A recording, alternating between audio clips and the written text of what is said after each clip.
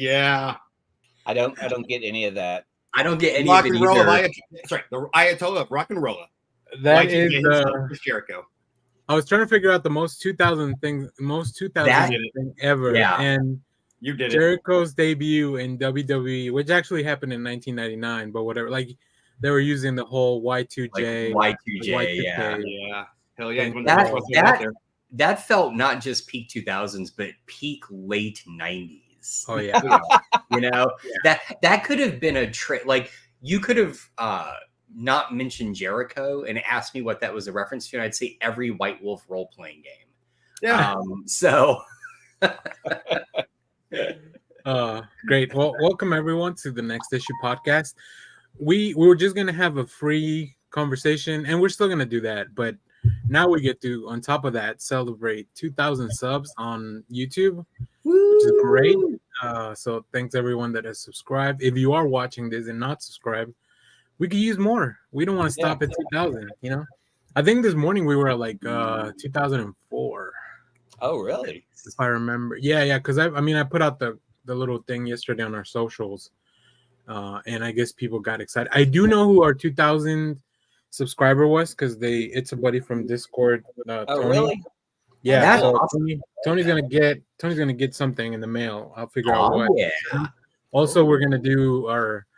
I got to put the names together, but we are doing a giveaway for that True Cult book as well.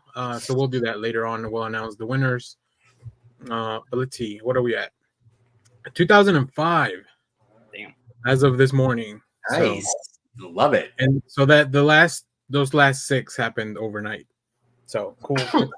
I hope it was my friends on Blue Sky, because we did a live stream of Joe Bob's Jamboree and watched Night of the Demon, and I picked up a ton of followers, and I had created some custom feeds for the Mutant Fam. And awesome. Yeah, and the custom feeds on Blue Sky is pretty easy to create, so it was kind of neat to learn all that shit.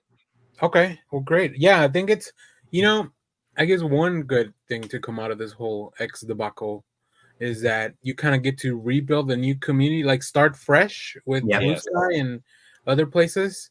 I like Blue Sky probably the most. Yeah, the problem is people who build communities for what they create. I saw a lot of people doing that they were like, well, I've created like this community of people that follow like my podcast or my writings or my artwork, and but then they have that in every social outlet. Yeah. And I was just trying to like go that engagement you create on Twitter just puts money in the pocket of Elon, because it creates the ability for him to show engagement and sell advertisement. Yeah. And then borrow from his other companies to pay off his increasing debt at the new company. But just wreck him now. Just wreck him now. I haven't even made a Blue Sky for the show, and then on Twitter we really just plug the videos, like to tag creators and stuff. So I don't know why Blue Sky just hasn't really clicked with me, but I'm enjoying the combination of Threads and Mastodon, and at some point they'll be able to talk to each other, and so when that happens I can just kind of slim it all down into one service. And I think with Blue Sky you can also pick your own server. I think you can point your name to be your own server. So I don't know enough about that, which is why I just picked the Blue Sky server. But they have like a social one that most people are on, and then you'll see like businesses that exist on other ones. So gotcha. Okay, cool. Well, before we get started, since it is a bit of a throwback to the Y2K, I wanted to ask 2 questions for you guys. What did you do at the eve of 1999? This is great. I have a great story. And did you prep anything? No. Like, did you do any prep? No. Okay. Okay, because we did. Oh, really? All right. Well, you start then. So what? Right. So details. To give context to everyone, like as the 2000s were approaching, there was this whole like theory that the machines won't be able to recognize when it goes back to 0, so it'll think it's 1900. The Y2K bug. And then everything will stop working, like computers and everything that's automated by that. So I mean, they were saying like planes would drop from the sky. I mean, Yeah, like true just machines apocalyptic would shit. stop, so that meant society would stop. And Yeah, it was right, like right. we aren't as dependent. Like if you look at society now, if the internet went down and machines stopped, people would lose their shit. No, I hate to say it. If things like that happen now, it'd probably be an improvement with the way society's going. Yeah, and I've said that I wish the internet would go away for 2 years. Everybody just goes outside like There's a sun. Yeah, right. It's like that scene from The Simpsons when all the kids like can't watch Krusty and they all walk outside and you get the classical music in the background of them learning to play again. Is it okay? I know we can't promote new stuff. Is it okay to promote like an old episode of something? Yeah. I was gonna. If you want to talk about Y2J, there's a great episode with My Name Is Earl with Jason Lee where they got stuck in like with sort of like a Walmart for like a couple of days and think society's all gone dead and they're restarting the whole population, so they take off. They make their own parts of the store. There's, it's for some reason it brings to mind. I think it was the very last novel Kurt Vonnegut wrote called, God, what was it called? It was Time Something. But the basic idea was everyone across the world woke up one morning and it was exactly 10 years earlier. But the problem was all the governments decided that for everything to go correct, you had to do exactly what you did over the next 10 years. And what made it really problematic was even people that had died in those 10 years came back to life at the reset and then knew they were going to die when it came to that point. I mean, it's a fascinating book because it's just like Timequake. Thank you. That's it. Yeah.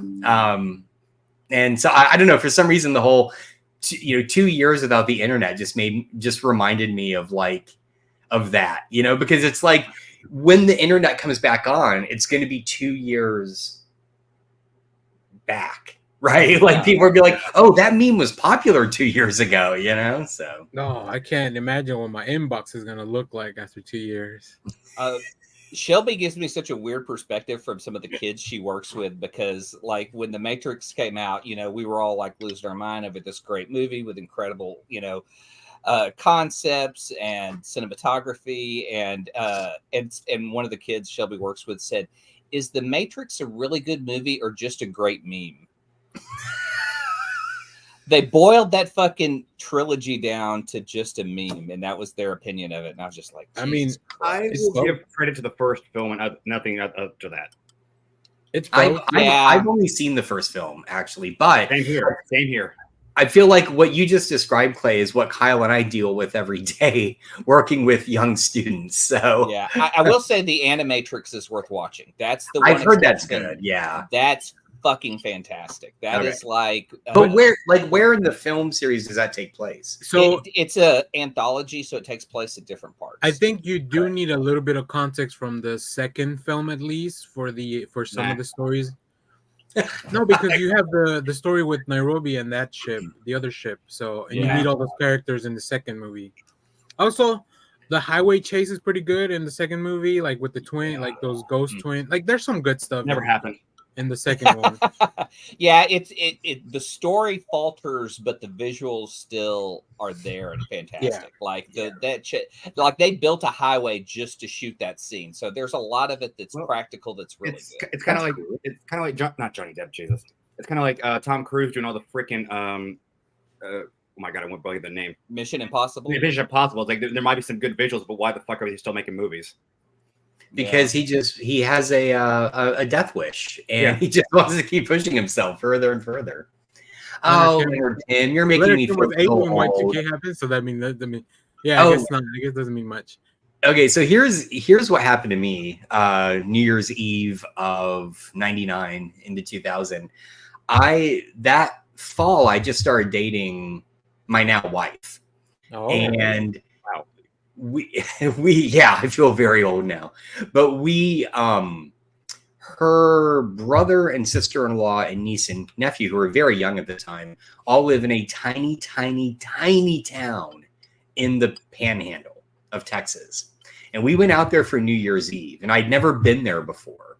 And I'm not exaggerating when I say this town has, I think, 2 stoplights. I Like believe it is tiny. And so we're pulling into the town and I'm kind of like looking at all this stuff. And then we pull up to her brother's house and I look at her, I'm like, if Y2K actually happens, we're doomed here. Like we are really doomed. And she's like, it'll be fine. I'm like, okay. But and then I've been back. Like, I feel like a small town would be more prepared. Yeah. For Y2K. Well, Yeah, because they wouldn't have. She as made much that investment. argument too, but it was also like, how would we get back to? How would you know? You wouldn't even probably know Yeah. till like Well, maybe yeah. a few days. I mean, later. they had a TV and the Oh, okay. internet and stuff. Also, as Josh was telling his story, I was like, "This is giving Urban Cowboy, or son-in-law, Right? Yes. right?" Yep. Yeah. That's. I mean, I was working for the city of Rowlett around that time, and they had nothing. Like if you were a director, you had Juno email, which was still dial-up at the time. So they my just had God, wow. Yeah, Rowlett is such a shithole. So it had. Clip that out. Make that its own little thing. I love it. Oh, it is. It is such a shithole with shit. Anyhow, so like I got hired and like help implement like their entire network, run fiber across the entire city. But yeah, directors would still like go up and post a memo that everyone had to go read on a board to know what was going on. So yeah, Rowlett would have survived because it was a shithole then, and it's a shithole now. Because they had successfully avoided the internet. That's how you used to tweet back then. You just put it on a cork board somewhere. Yeah. Or just hired Homer Simpson to be your town crier. Exactly. I will say one thing I do not like about Rowlett is that they only have that one bridge to get over the lake. So like you have to go. There is no, like if you're coming from there to downtown or something like that, there's only one way to do that. Well, that's because Rockwall is the anus of Texas. And there's only one entryway into Rockwall, and that's Rockwall is the anus of Texas. I swear to God, there's not a worse place in all of Texas. Houston. No, Rockwall. No, it's the armpit. Yeah, okay. Yeah, Houston is the armpit. Because it's so muggy down there. Rockwall's just the anus because of the people there. They make it that way. Okay. You know, man, I cannot wait for this whole segment to be clipped and turned into our Texas tourist board. Right. Like commercial. It's like Texas Country Reporter show, but just me calling every town a shithole. So you will notice I didn't even name the town that my brother and sister-in-law live in. So all towns on the Panhandle to me were the same at the time. So yeah. So I wasn't as young as Leonard Kim, but I was probably in early teens. So like I kind of knew what was going on, but I remember we went out, we bought like groceries and stuff. We bought some of those little flashlights, radio with that you crank them. They're storm radios. They're worth having for all the tornadoes. Yeah, those are just good. Those are just good to have in any case. Right. And then we also got like these big trash cans to fill up with water and had them in the bathtub. So like as we were having although I guess the water would stop too if the computers went down. But yeah, I can tell you from working at Rowlett that their water system ran on an early Windows computer. Like even when I got in, they said we can't upgrade this. Like we can't upgrade it to Windows 98, and that was like in the early 2000s. Like we were like talking about getting on Windows NT, and they're like, well, the software won't run on it. And their entire HR system ran on Windows 3.1. And they couldn't shut the computer off because they weren't sure it would come back on. That's my God. Wow. I've got here's the worst thing that happened at Rowlett. This is the one we're gonna clip. This is the one that would get me in trouble. We had a city manager there, and you could probably look it up if you wanted to, who like one day I'm in police dispatch and I'm trying to help the dispatchers with their computers and stuff. And we get a call from the parks department. I thought you were sending people to get help. Oh no! But hold on. So we get a call from the Parks Department that the Parks Director's wife has come in and started beating the shit out of him. And yeah, she just came into it. Imagine like you're in a meeting and then this woman comes in and just starts smacking him and accusing him of having an affair with his secretary.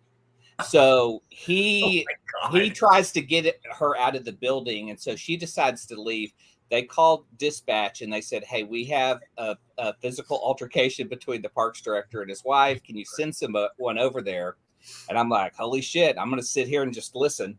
And the chief of police comes over and he goes, the chief comes on and he goes, disregard, I'm on my way. So the police chief goes over there to kind of squash it. But in the meantime, she gets in her car and slams the door on his hand and takes off. Wow. And yeah, like he had his whole front hand like in a cast from the door being slammed on it. And nothing happened to her. But later, they get into a fight in front of their house, and he smacks her, and he ends up in jail because the neighbors were all out and saw what he did to his wife, and then he, of course, had to resign in disgrace and everything. So they hire a new city manager, and the police there do such a shitty background check that they don't find her DUI that was in Dallas County.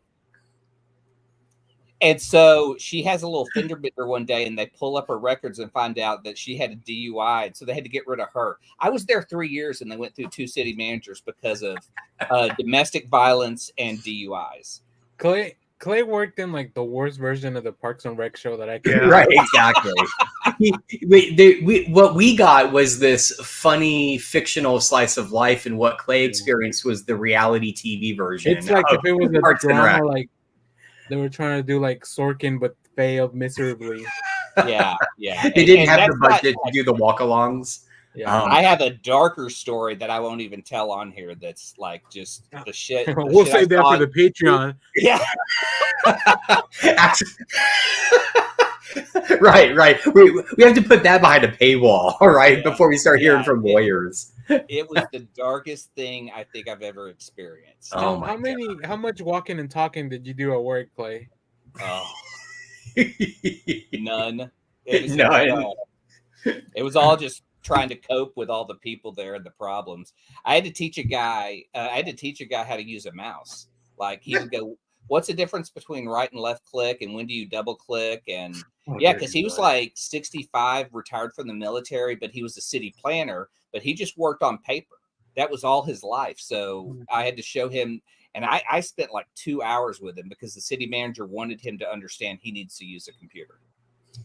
And his name was Mike Brendanowitz. And we never saw him again. You know, it is kind of funny that you say that though, because, and again, Kyle has probably experienced this, but I get so many kids in my classes who have Macs that when I tell them, "Oh, just open that link up in a new tab," and they're like, "Well, how do I do that?" I'm like, "You just right click and select new tab." I'm like, "What's right click?" And I'm like, No, it's the same like with me not having control click. who don't know how to fucking work a Mac, and you try to say just right click on the desktop and create a new folder, and they're like, "What do I do?" And they show left click, and it's like, no, right click. Okay, you understand left, right. It's not that hard to figure out. Well, except the Magic Mouse has no right click. So No, it does. You can enable it. The mouses do have a right click. Really? Yeah, you can set it up. You hold control down and right click, or you can enable it inside the settings and right click, and it'll come up. I edit a lot of videos on my Mac, and it took me a second to like catch up. So like, yeah. I understand the pain going from like working on a PC all your life to like, I mean, the Mac's great. I love it, but it was a bit of a learning curve. Like I had to get on YouTube a few times to like, how do I click this, or how do I open stuff, and even installing stuff is different because there's no Windows like I'm used to. So yeah. This is 4 old men talk about technology. Right. Exactly. It's our new spin-off show. That's right. The comics thing wasn't working out, so we're gonna pivot hard. We're gonna pivot hard into government drama and old technology. That is a very hard pivot. And my story is a true crime one, so we got a little bit of everything. Oh my! You know, people love true crime. I was gonna say those podcasts are catnip. We should just save it for that. We should do a special limited series about it. The Tales of Rowlett. Right? Yes, exactly. We'll The change cops, the name. the cops in Rowlett love their pornography. Let me tell you. Oh, boy. I don't think that's specific to just one police department. Okay, one more story. We had a temp who worked in the accounting department. We had a switch we had to take down, but that switch came out of this building, and so we had a female director of accounting and this male temp, and so he came into work, and we said everyone needs to get off this server because they were all connecting and we could see their accounts, and so we kept seeing this one guy's account, and we're like, "What the hell is he accessing?" Oh boy. Yeah. If anyone remembers back then, there was a film called Pam and oh my God, the guy from Motley Crue, Pam and Tommy. Yeah, there was a whole Hulu series about it. Yeah, so the Pam and Tommy pornography had dropped around that time. This dude brought his own pornography in, put it on a network server, and then was just streaming it to his desk. And when we told everyone to get off, we were watching him as he was just watching that video over and over again. And so, again, how stupid Rowlett was. IT was under the fire department, so I had to get the fire chief involved to look at what this guy was doing. And he goes, "Well, how do you know that's pornography?" And I go, "You click on it and watch it." And he clicked on it, and he's like, "All right, that's what it is. Let's go talk to him." This woman had to pull out as a documentary, so yeah. Well, then it was just an AVI file. People traded back and forth. All right, well, let's get into comics. Yeah, thanks for 2000, everyone. We did it. We survived. I mean, I don't have any comics that can compete with government employees watching porn, but we'll see. I do. I have one that I do. I do. Because I dropped this into chat, and I was surprised because it was a quote from the book cover of how people will still be talking about this book 15 years from now. And it was Brian K. Vaughan. And I didn't get any of you, because I didn't get anyone's response of what you thought this book was, because this was inside the jacket. And Next Wave, Agents of Hate, which is Stuart Amon. Yeah. It's not aged well because of Warren Ellis, but we're going to talk about this as a Stuart Amonin book because his art in here is fucking unbelievable. But when is it not? Yeah, exactly. So I reread this, and I gotta say, for a couple of things, like none of the characters are like they are in any of the other comics. Photon, Monica Rambeau in here. I mean, I don't know whose voice. This one is so different from any other book, but it's a Machine Man, Elsa Bloodstone. I can't tell if his name was Captain Fuck or what, because they would bleep out his name. But it's just this anti-terrorist organization that Warren Ellis wrote about, and it was really kind of at the time one of those just darker books, and it was fun and weird, and it has awesome fights. I think I got it out because Shelby had read somewhere that the biggest fight in comics took place in Lone Wolf and Cub over 150 pages. Wow. Yeah, I may be wrong. I don't know. I've taken a lot of drugs since then. But I mean, it's beautiful. It's weird. It's disturbing. But it's fun to see Stuart do some of his best work in here with some of the designs. I think Elsa Bloodstone's look that they use today came from this book.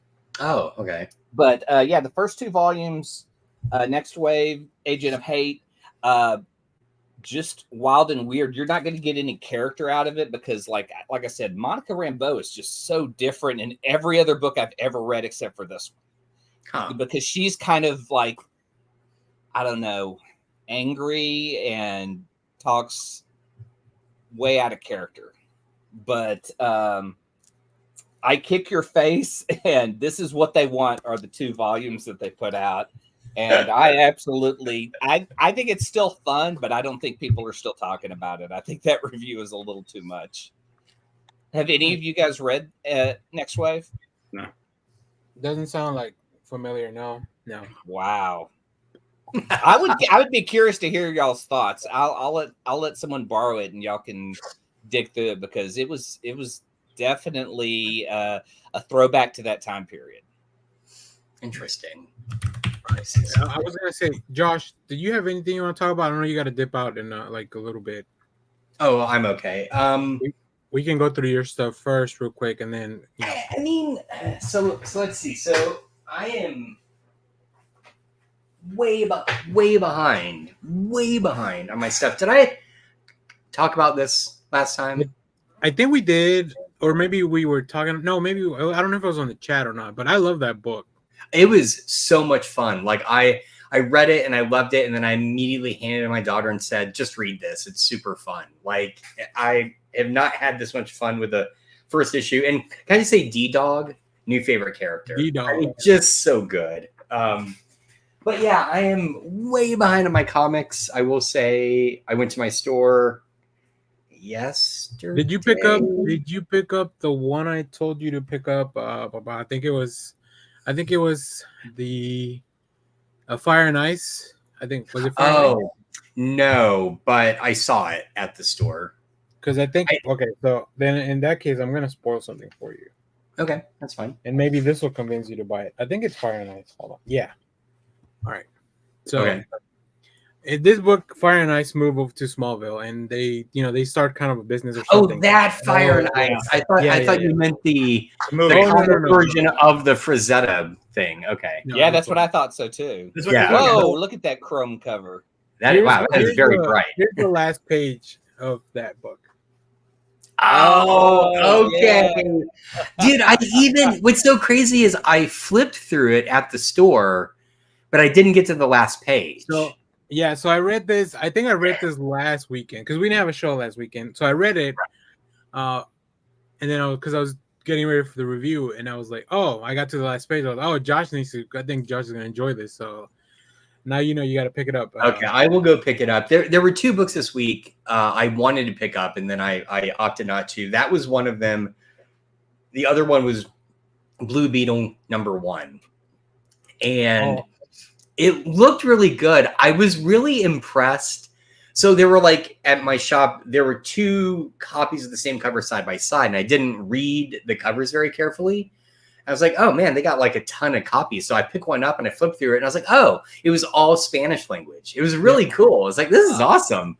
So they basically released it in both English and Spanish, which I thought was kind of neat. I didn't pick that one up. I did pick up Marvel Age 1000. Nice. I got this cover. I'm always a sucker for these kind of anniversary anthology stuff. Marvel Age was a newsletter type comic back in the day. Yeah, and I was trying to remember, was Marvel Age the newsletter, or I thought it was the one? No, Marvel Age was like a Newsweekly comic, newspaper. It was all the. Well, then what was the one? Because I loved it because as a kid, it was a comic book with all the news of stuff coming out in Marvel that month. Yeah. Okay, but there was one that was out for a while that basically gave you the history of the Marvel universe with little snippets from the original comics. I thought that was. I know what you're talking about.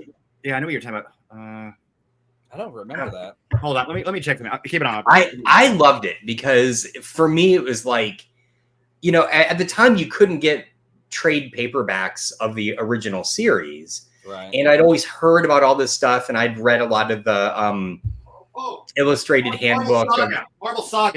Marvel Saga. Thank you. That's it. Yes. Who the hell's talking? I didn't see Kyle walk away. Marvel Saga. So I thought this was an anniversary of Marvel Saga, but that makes more sense now. Okay. Now, Marvel loves slapping 1,000 and something and then selling. They really do. I know. I mean, come on. Were there really 1,000 or 999 issues of Marvel Age? I think that $8 or $10. It was $10. I think. It was 10, yeah. Yeah. But they did, to their credit, usually I feel like when this sort of stuff comes out, Marvel doesn't give you a code for it, but this one had one. So And okay. I will say, to their credit as well, all the stories in it are really like it's really good inside. So like, feel like this one is worth the $10. okay, that's good Even to hear because there was one description of a story when I read it that I was like, oh, I need to read that, and so I think that's what My- compelled me to pick it up. my Well, favorite stories was the Ryan Stegman. He did a Spider-Man story. Oh yeah. See, All look at Red. I can't say no to Yeah. All Red. So Alred, and then Steve McNiven did a Silver Surfer story that he both wrote and illustrated. Oh wow. oh, nice. I didn't know that was in there. Very And cool. Jason Aaron has a story with Pepe Larraz, but it's called The Girl Who Hates Superheroes. So like, there's some really, really good stuff in that book. Cool. Okay. Well, You talked me into an expensive book because that Jason Aaron and Pepe Larraza alone I'd buy it for. I mean, if you want to borrow mine, you can, but it's probably worth getting. So, still reading FF, still reading Doc Strange. Did you read the 11 issue of FF? Now, again, that's how far behind I am, but I know it somehow involves the Thing and a dog. So, Danny's like, oh yeah, it's good stuff. I hadn't even read the first issue yet, but I just keep getting these because I really like the covers and I like the idea of droids going ape shit. Now, make sure you're only picking up the main series because all the Star Wars titles now have that droids header. Oh. So the covers, shit, you might be right. Hang on. The covers look very similar. Oh no, it says dark droids. Okay, so I got the right that's one. what I'm saying. All of them say dark droids. Like, just Fuck, make sure do that they? it's, Oh no!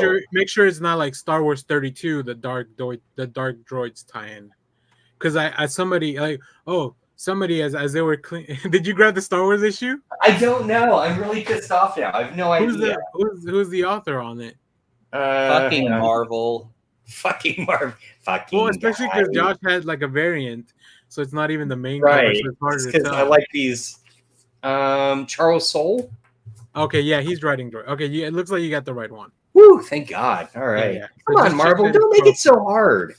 If it's Okay, going to be the Marvel way, it's going to be a tie-in. It's going to be stacks of like matching what books. They've been doing is not so Civil much War like a all tie-in over that again. you. Yeah, it is not something you necessarily need to read, but like something will happen in the main series or in the other series that will be like, oh, that's a thing that's in. See, I didn't even know. So this is almost like the crossover book. Yeah, the bounty hunter. What are the bounty hunters? Or see, I just thought it was a standalone, like the droids. Or no, it's an ongoing thing happening. Oh, I'm fucked. All right. Well, these may be the only two I get. Then we'll see. That story you can read on its own. Oh, okay. All right. Good. Yeah, but okay. All the other books have like, it's affecting all the other books tangentially. Okay. Well, let's see. I'm still getting Conan. I think this is the last. Marvel lost their license to Conan. Yeah, this is Titan now. Did they? Yes. Yeah. Wow. Yeah. Yeah, that's why they wrapped up his storyline in Savage Avengers. So that sucks. I think this is the last issue of Barnstormers. Yeah, 3. Mm-hmm. Yeah, I saw her say that on Instagram. So the only 2 new books I'm giving a shot to are Project Cryptid. Anyone else read this? I should, but I checked it out. Who's that from? Is that from Image? No, it's Ahoy.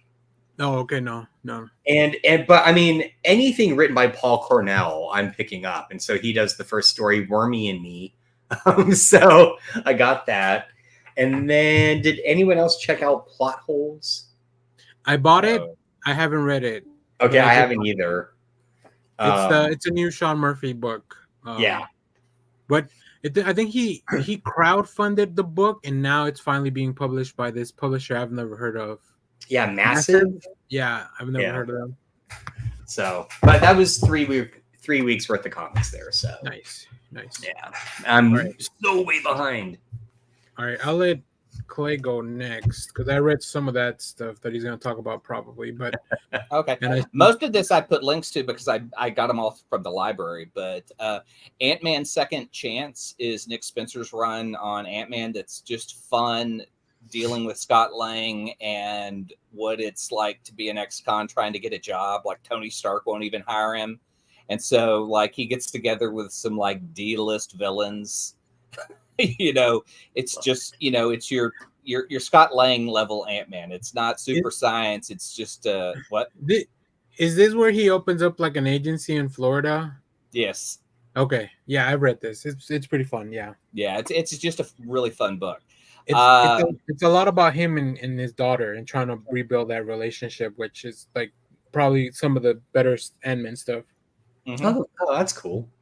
Amazing Spider-Man Volume 1, back to basics. I think this was Ryan Otley. Is this? I gotta double check on this one. It's okay. It's Nick Spencer and Ryan Otley. The art outweighs the story in this one. I really love Ryan Otley's art, though. The better Nick Spencer story was the Ant-Man one. If you're gonna read, so from this run, I only read the Hunted story, which is a Craven story. Yeah, it's really good. Okay. So and what volume is it in? Oh God, no, I don't know. Okay. I had to click on the link to figure out which Amazing Spider-Man Volume 1 this was because there's so many. Exactly, Marvel, get it together. Make it easier for us to point out. I think we should, in the future, we should all grab an Amazing Spider-Man Volume 1, like a different one, and then we all kind of bring it and talk about it. Oh my God. Do you have like three of us fighting over just the original, like, or trying to figure out which one is the best? What is the best Amazing Spider-Man Volume 1? Oh shit! Steve Ditko, get the fuck out! Yeah. But were those collected in a trade paperback like this as a Volume 1? That I don't know. Yeah. Would you include Ultimate Spider-Man? As long as it's gotta be. Well, my premise was that it's named Amazing Spider-Man Volume 1. Okay. So probably not. Yeah. The next thing I read was Berserker, the Matt Kind. There it is. Keanu Reeves book that is it is essentially John Wick. John Wick meets Conan the Barbarian. So yeah, and it's fun and fast and filled with action. And when you get through the first volume, it makes you feel like you were at a first issue because you want to see where it's going. But there's a lot of great content in there. I'm not gonna say it's Eternal Warrior, but it's Eternal Warrior. Okay. If you read the Valiant book, I think Matt Kent also wrote some, but it's Eternal Warrior. But if Keanu Reeves was the Eternal Warrior. Yeah, you can easily see this being turned into a film. Everything's done very cinematically, art-wise. The opening scene is just this unbelievable action-packed gunfight scene with a guy who can take a lot of abuse. And it's Ron Garney, right, on art? Yeah. Yeah, that's pretty sick. Then I read Something is Killing the Children, Volume 1. Love this book. Love this book. Oh man, it's just so dark and twisted, and it's James Tynion the fourth, right? On writing it. I love that his dark stuff is like when he does independent stuff, it's just usually horror, and plus that's probably the greatest title in comics. Can anyone outdo Something is Killing the Children? I read a Mace Windu, and I thought it would be like a short story, but it's like 5 issues, and I was really surprised. I wanted it. It has like Kit Fisto, Mace Windu. It's prequel era story. It introduces a couple of other new Jedi, but it's drawn by Dennis Cowan, who I was really excited to see, but it looks like he rushed through this book. Oh no! And that really bummed me out. I was just especially because the fourth one's not even by Cowan; it's by somebody. There's a fill-in artist. Yeah. Oh God. I'll get into fill-in artists here in a second. It was okay, but like it didn't need to be five issues, and I felt like if it had been a tight 3, we would have got better art. And it didn't. It was like, how does Mace Windu deal with I guess you could call it insubordination within the Jedi ranks. Does he just show them his bad motherfucker wallet? Exactly. Okay, here's my complaint about ongoing artists. Defenders 1 through 6. This is the Matt Fraction run. Okay. The first 3 issues are Terry Dotson, so they are beautiful books. Oh yeah, It's a beautiful book. The next 3 issues are different artists on each book, and it just bummed me out. And it was like you went from pretty to to rushed to we got it out to press on time. It's a cool story. I really love it. It's got Null in it, who is basically the dark anger of Hulk. And so it's got Red Hulk, who's Betsy. It's got Namor, who at the time was going through, he was a mutant, and so they were trying to plug that in. But they also tie in the idea that his dad might have been Captain Nemo. Whoa, that's cool. Yeah, Fraction puts in a lot of really cool stuff in his books. I mean, I love his stuff, but like his, and like I posted the first page in Discord because it's so good. It pulls you in. It's like, it sets up this stuff by going, at this point, all this stuff starts to happen, and then things got worse. And each panel is playing out how things got worse. And it just keeps ending and says, and things got worse. Oh, wow. It's a 12-issue run, so the first 6, like I said, half are Terry Dotson, half are 3 other artists. But it's a great story, and he really knows how to use Iron Fist because he's like, well, he's got money, so we'll call Iron Fist to bring us a jet so we can travel. Nice.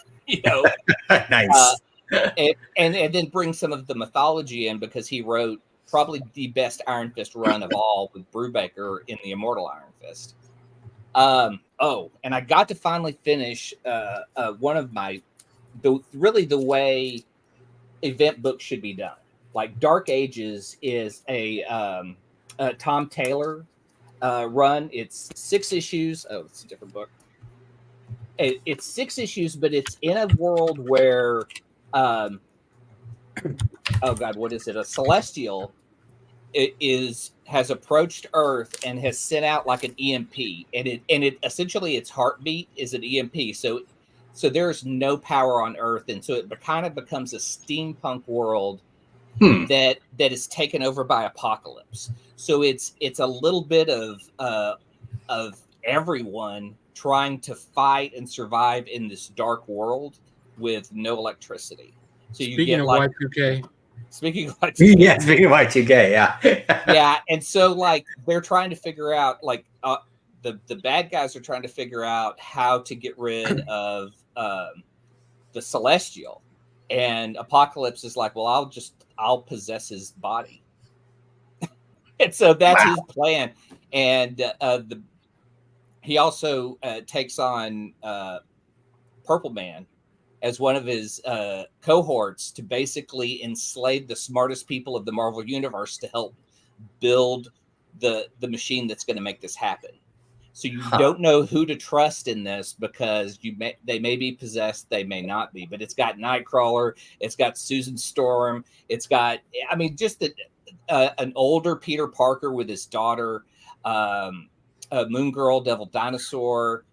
The smartest people in the Marvel Universe working together for a cause. And you know what it doesn't have? Tie-ins. It's just a 6-issue book. Read alone. And it's great.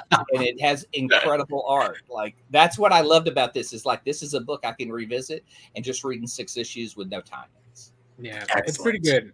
I really enjoy that. I think I like the Spider-Man using like steam-powered web shooters. Iron Man has to redo his whole suit to run on like gas or something. This book is really pro fossil fuels. But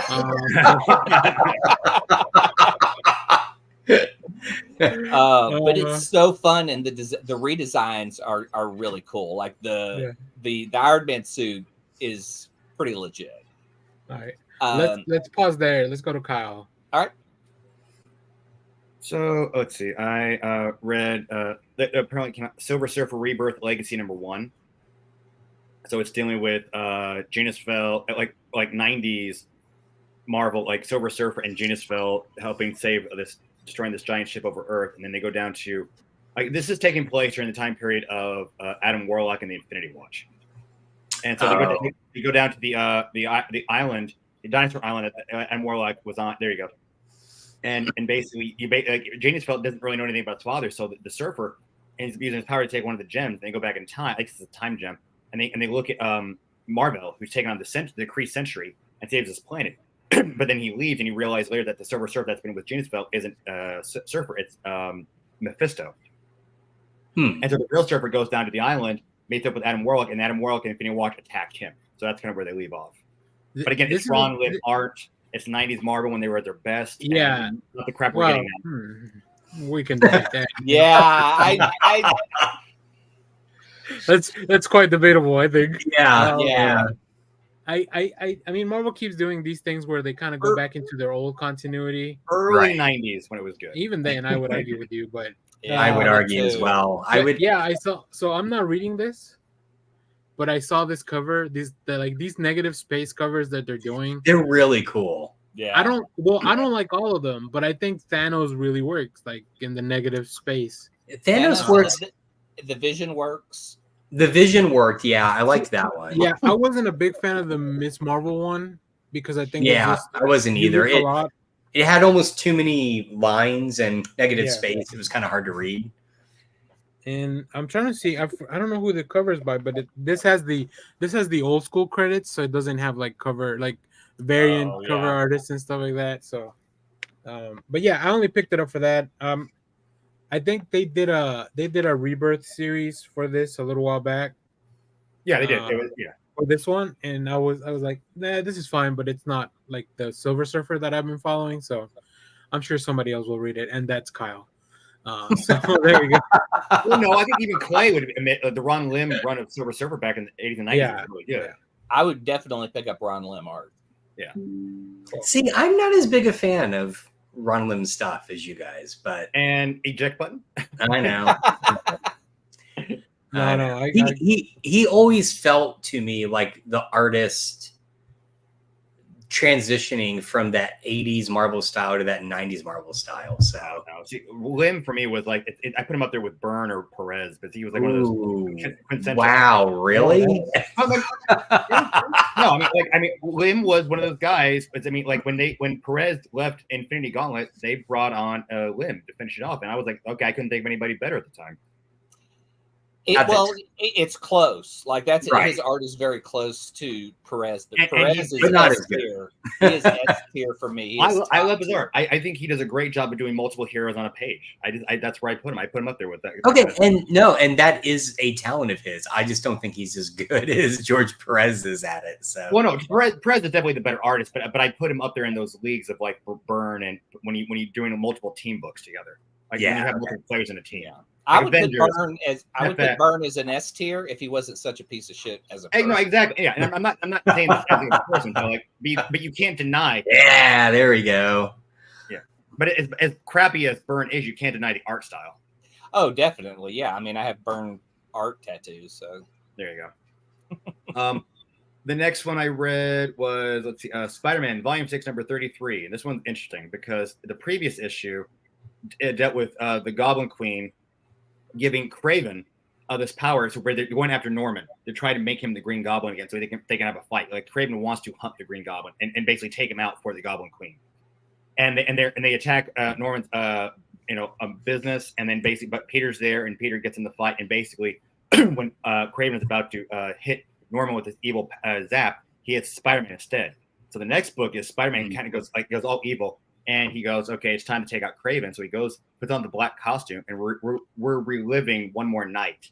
So that's what that cover meant. I was trying to figure it out. Okay. So it's Spidey hunting a Kraven, and I love how the fact like you can bring back every fucking Spider-Man villain except the original Kraven. This is the son of Kraven, so right. And he goes, Oh, well, I was going to say, I mean, it's comics. We bring back everyone to life. And yet Kraven somehow they're just sticking with is dead. him and Marvel. Marvel is the other one. Him and Marvel, yeah, There's true. a small instance of where he like kind of comes in. He still stays dead. This is the Craven that's gonna be in the new Spider-Man game. Oh wow. Oh, And wow. I kind of want to get it just for this. Yeah, I'll be Yeah. straight up honest. It's probably going to be bad. That you know, Lizard yeah. and Venom. I mean, Yeah. give me that movie. Forget I'm actually kinda- whatever movie they showed us a trailer for. Forget that and just make this. Yeah, right, exactly. I have a feeling the movie's going to be probably horrible, but there's a part of me that kind of wants to see the new Craven movie coming out. I can't wait to Craven watch movie it. it looks trash from the sequel. I can't wait to watch it. Sequel? I mean, from the trailer. I was Yeah. like, wait, when did the first one come out? like I'm curious what's going to be worse, that or Morbius. You know, I think Morbius is gonna be worse because I think Aaron Taylor Johnson has a lot more charisma than Jared Leto. Oh yeah. Yeah, yeah. And Wow. also, I feel like he's more likable. Like people just like him better, anyways. I think the idea of like all these villains just like, oh, I got blood from something in me, so now I can do stuff. I think that's really funny. So, But and Will we get it's Craven time? Like this is what I'm wanting out of this movie. I hope there's a dance sequence too. Like Right, exactly. Smith. And they just bring back Matt Smith to do the exact same dance sequence again. So I don't know if I still have that on the little GIF videos. I don't no, think the so. question is, are we going to get like a cameo of fucking Michael Keaton at the end of it as the Vulture again? Oh yeah. Hey, I we'll would put love it to see together a Morbius group. show up and bite Craven, so then he also is a vampire who is also animal powered. Oh Lord.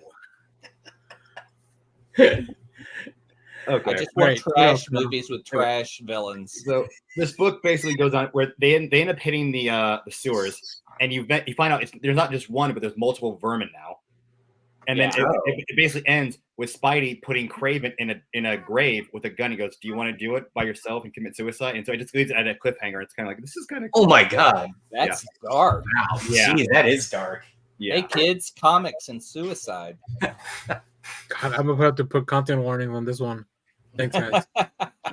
The next one I read was this one to get everybody's opinion. X-Men Volume 6, number 26. Yeah.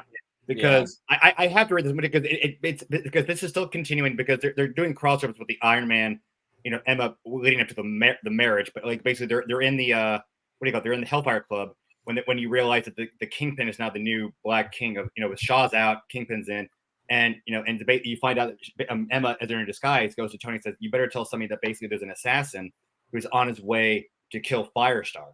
And you Sorry, realize I got distracted by this. Aaron Taylor Johnson can kick ass. she's on her way. An assassin's on her way to the station to kill Firestar, and of course it's Shadowcat. So Shadowcat's killing everybody, and attempts to basically try to kill Firestar, but Firestar heats up into firepower and tries to basically convince Shadowcat that basically tells her the whole story of what Jean did, and he goes, "Please tell me you believe me." So, are you kidding? That's the most Jean story I could ever hear. Yeah. That was really good. Yeah, and so basically, she says, and she believes her and says, I'm not gonna take you with me because right now to not blow our cover, and you need to stay here. But I want you to realize anything. I could kill you any time, so don't ever cross this. Oh wow. Yeah.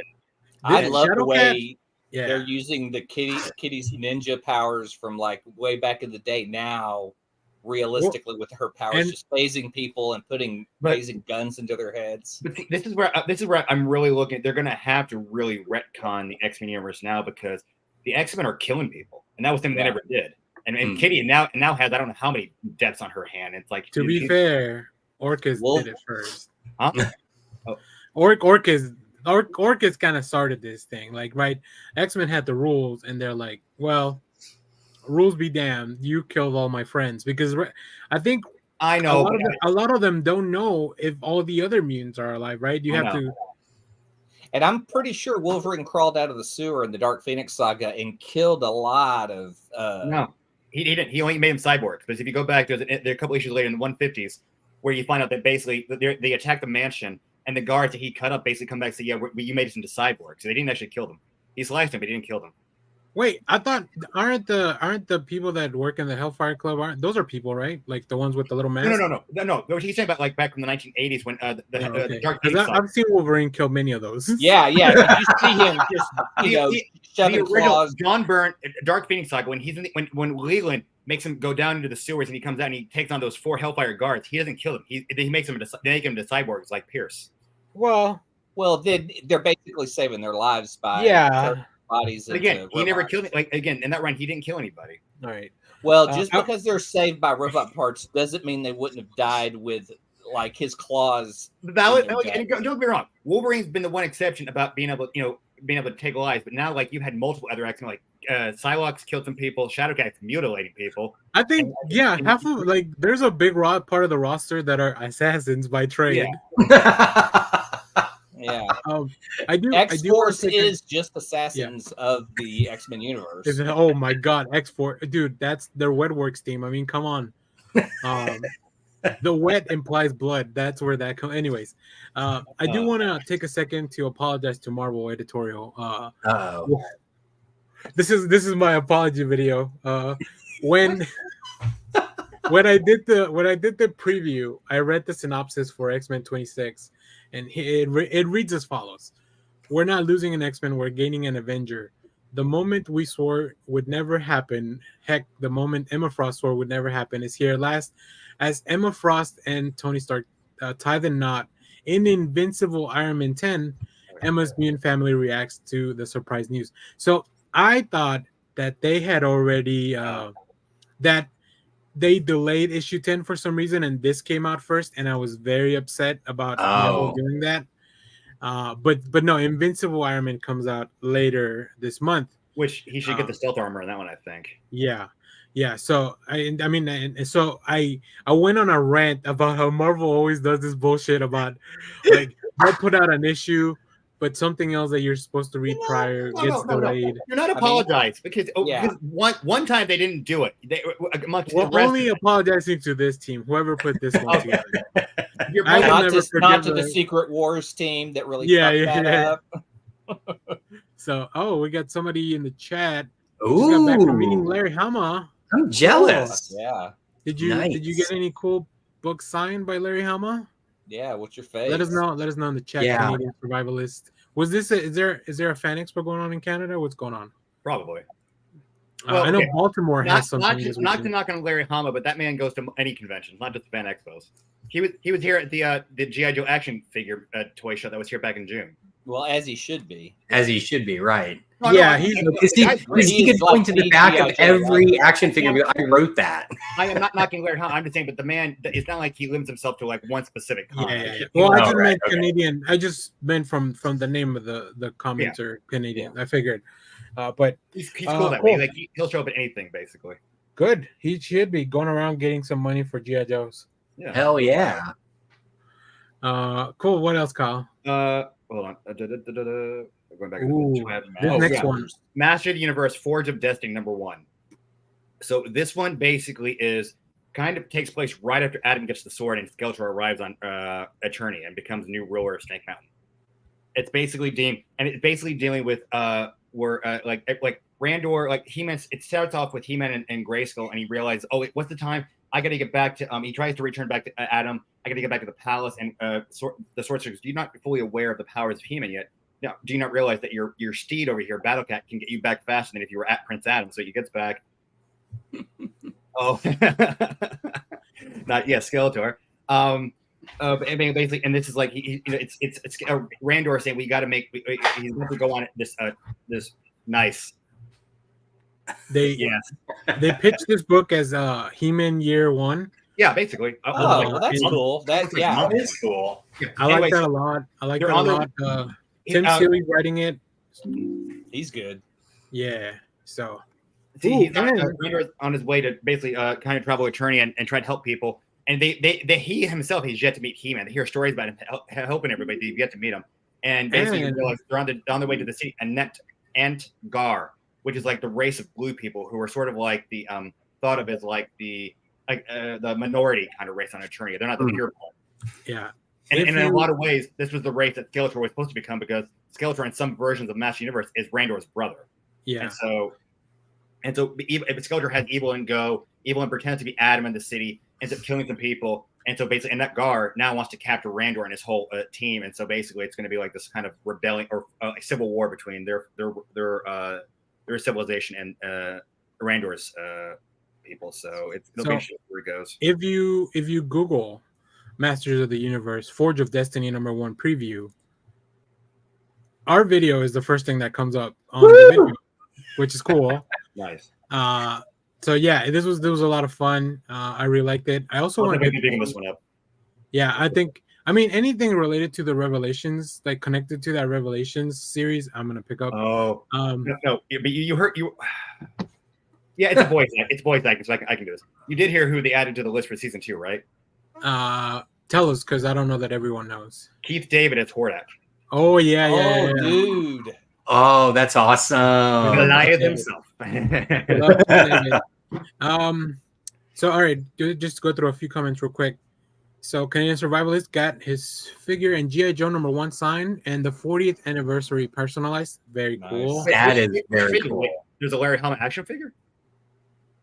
Oh, I don't know if you mean G.I. Joe or no. Yeah, That's what I thought. I think so. Hang on. Okay. Oh, that'd be cool. I mean, it makes sense. He's such an important part of Yeah. the world. I mean, if you were going to put Oh, any there creator in is. It's so cool. Check this out. Yeah. Okay. Yeah. They This said now. it is the. Yes. so Okay. cool. That's awesome. Did you already man. show it? You guys found it. Okay. I was Yeah, gonna and throw this it is out. at Just Thunder Bay. ThunderCon in Thunder Oh, Bay. wow. Okay. Huge film out there. Okay. We also have Skeletor is Randor's brother. I refuse to accept any other backstory. And I will give that. I'm with them on that one. Interesting. And also NTBT Shannon, congrats on 2K. Thank you very much. And Josh dropping links in the chat. I don't know if that'll work. Oh no. Okay. Put it Sorry. on our chat and I'll put it. You have Yeah. to put it on through the main, Yeah. or I have to make you a mod. There's a lot. Going on. It's fine. It's in the private chat now, and you can. Okay, it's so people don't spam with links on the chat. Oh, good. Okay. No, that's. I should make you guys mods of the chat on the. Yeah. But there we go. Cool. Anything else? I think you got Yeah. one more, right? I can only get 2 more, but like I'm definitely gonna hit this one. JSA Volume 4, #6, and this issue made me realize I really got to pick up this series because this is dealing from the fallout of Huntress being there, but then you realize this is also a sequel to the Stargirl series that they ran with Todd Ninick, where basically she saves all the kid sidekicks from the 1940s who have been kidnapped in time, and they're now back, and so you basically have this Justice Society trying to help out the new kids. Like, so Jay gets reunited with his daughter who got kidnapped in 1947, and then you basically have the original John Henry Irons who meets his John Steele of today, and you realize, so you're my dad's brother's kid, so that would make us cousins, and it's all the current heroes trying to help those who actually still have somebody to work with, and then like Mr. Terrific meeting with the original Mr. Terrific sidekick, the current Dr. Fate meeting with the sidekick from the original Kent Nelson of the 1940s, and so and then you realize that basically there might be a young Justice Society team starting up with Stargirl leading the charge. So I'm like, Cool. yes, Very okay. cool. That's Is this awesome. And is the this great the end of the series? Is Who? the series over? No. This is the continuing ongoing series for JSA. Okay. Yeah. And then you have Bruce, Batman, who's basically trying to help Huntress. So he basically gets her an apartment in I want to say New York, and then basically announces her not as his long lost daughter, but as his cousin, because he's not sure what's going on with the whole time thing. So I know. Is this before or after they kiss? What? Awkward. Right, exactly. They don't kiss. They don't kiss. This Huntress. No, is like, I know. I'm just kidding. You're right. They should kiss. I agree. But they're also In my fan fiction, they kiss. That's Oh, a special Lord. redneck edition. yeah. You can read that fan fiction on our Patreon. Oh. If we make it to 2100, you guys will get a free copy of this fanfic drawn out by Larry Hama. Oh, I'm there. I'm there for it. Interesting. All right. Very cool. And then recently I'm gonna have to find this one, but I was looking at some old website that had some old back issue comic books, and I didn't realize they'd done this, but apparently Robotech's been through so many different companies, but I found this one issue. It was when they were with Antarctic Press called Robotech Vermilion, and it deals with an early Rick Hunter story right after they returned back from and they land in the Atlantic Ocean. And so it's basically you find out that there's like a small faction of Robotech Defense Force agents who are working with Chiron, and Rick goes and tries to, and basically has to save the SDF-1 from their whole thing. And Ben Dunn's the one who worked on it, and it's great. It's just all black and white, but it's a 4-issue. And I'm like, I got to go see if maybe Titan has all 4 issues because I want to pick this up. Yeah, Ben Dunn is the man. Hold on, let me see. Is it this one? Now the guy who did the artist who did Gold, yes, that one. Yeah.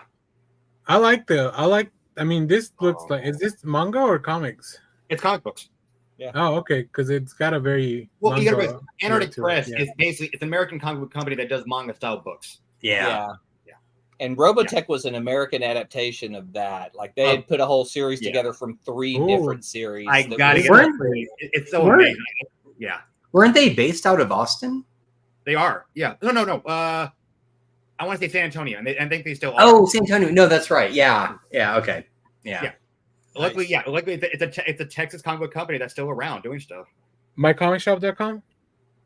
I think they should have them too. They used to be Lone Star, right? They used to that was Because I one time I went to I was looking for their Arlington store, and on Google Maps you can see 2 of them. One is their like distribution storage center, and I went in there and I walk and I just opened the door, and I just see like tons of boxes, and they're like, "Oh, can we help you?" And they're like, "Oh, I was looking for the shop," and they're like, "Oh, that's over there, run down the other street." Yeah, and now it's called something else. They sold the shops off to other people. Like the one the one that was in Plano shut down. I used to work for the main one. What Aaron used to manage up in when it was Forest and Preston. Yeah, so that was a good one. In Mesquite, that's where I first went to. Like, that's where I bought my first 2 single issues before going to Titan to start a pull list. I bought Avengers vs. X-Men 0 and Earth 2 #1, the DC when they had just rebooted all that. Oh, the Grant Morrison. Because no, it's the other one. Earth 2 from the New 52 relaunch. Hey, Click, isn't Aaron's story an old Lone Star Comics? Yeah, he had bought it from. Okay, so that's probably where I was, because I asked whoever was working there. I asked them like, "Can you? I want a book with a lot of characters in it." So they pointed me to those 2, and I was like, I mean, he kind of threw me to the deep end with the Avengers versus X-Men. He'll do that. But, actually, cool. Aaron still had stuff from Lone Star there, and he was showing me one day. He goes, "Yeah, Lone Star just when I bought the place still had stuff here," and he pulls out an 8x10 sketch of Moon Knight from Bill Sienkiewicz, just stuff that was just still at the store. Nice, man. Yeah, that was it was like a 4th printing too. That book, I can't believe that book sold so many that they printed it 4 times. All right, let me go through some stuff. So real quick, just FYI, Kyle, Todd Knock is going to be at the November show and the Dallas Mark show and really Dallas Comic Show. Mm-hmm. Yep, I'm there. So yeah, I figured you'd want to know. Oh, okay, yeah, no, that's awesome. And then also, what Joe Susko? Is that the right name? John Susko? The last name is Susko. I don't know. I think it came in. The painter, Usko. Oh, I did have something I want to share if it's possible. Last week I was up in Oklahoma, and we went retro game shopping, but we stopped by the movie trading company. It was up there. They're called Vintage Stock. And they had one free stuff. So I picked up Amazing Spider-Man #20. Wow. Now that is peak 90s. Yeah. This is 80s. But he's still in the black costume. Is it? Oh, yeah. Okay. Yeah. And then I picked up Star Trek Voyager #1 when Paramount was doing the comic books. And then, luckily enough, they had the Guardians trade paperbacks. Wow. When you buy one of these, get one free. So I got this one, and I got the Drax trade paperback for free. Nice. Oh, that's the one that CM Punk wrote, right? Nope. This is all the old stuff. This is like the Jim Starlin stuff. Oh, the Drax. Yeah, the cover is from but the book itself is we're talking about like. Oh, okay. The cover looked pretty recent. That's why I thought it was that one. Back when he was Arthur, the saxophonist. Yeah. And then I picked up the last Guardian trade paperback, and then got TMNT. Oh, TMNT. Nice. Got it for free. I was like, very cool. Yeah. That's a hell of a road trip. Which store is this? Vintage Stock. It's a movie trading company, but in Oklahoma they're called. So the company itself has two different names for their chains. In certain states, it's called Movie Trading Company. In Texas, it's called Movie Trading Company. In Oklahoma, they're called Vintage Stock. And if you, I can tell the stickers look the same. The price stickers. If you go to Movie Trading Company's main website, it's called Vintage Stock. So I don't know why they call it Movie Trading Company down here, but maybe people in Texas wouldn't know what vintage stock was, or they would confuse it with like some kind of ranch thing. Maybe. I kind of look at your horses. Where's that vintage stock? Where's that vintage stock? All right. Let me go through some of the stuff. We already talked about some of the stuff I read, but let me show you some stuff I picked up. The first volume of this Batman Justice Buster manga is out by DC. You can read it on the app, but I wanted to have a physical one. Is that Shonen Jump? And no. It's all through DC. Oh, okay. Yeah. It's not Viz or anything. They're not, And then I already showed you guys this. I picked up Kill Your Darlings #1. We talked to the creators a little while back. That's a great and they're doing signings all over the place. So if you maybe you keep an eye out for that near you. This is Shazam #3, I think. I only picked it up because it's the Hispanic Heritage Month. Yeah, cover. that was a really cool cover. I like that one. So. I've never seen that cover. Yeah, they're all done by the same artist. Lobos, what's the name? And yes, Kill Your Darlings was fantastic. I agree. You can check out the full review on the channel. One of my favorite books this week, Birds of Prey #1. I almost picked that up too. Kelly Thompson, Leonardo Romero. Oh my goodness.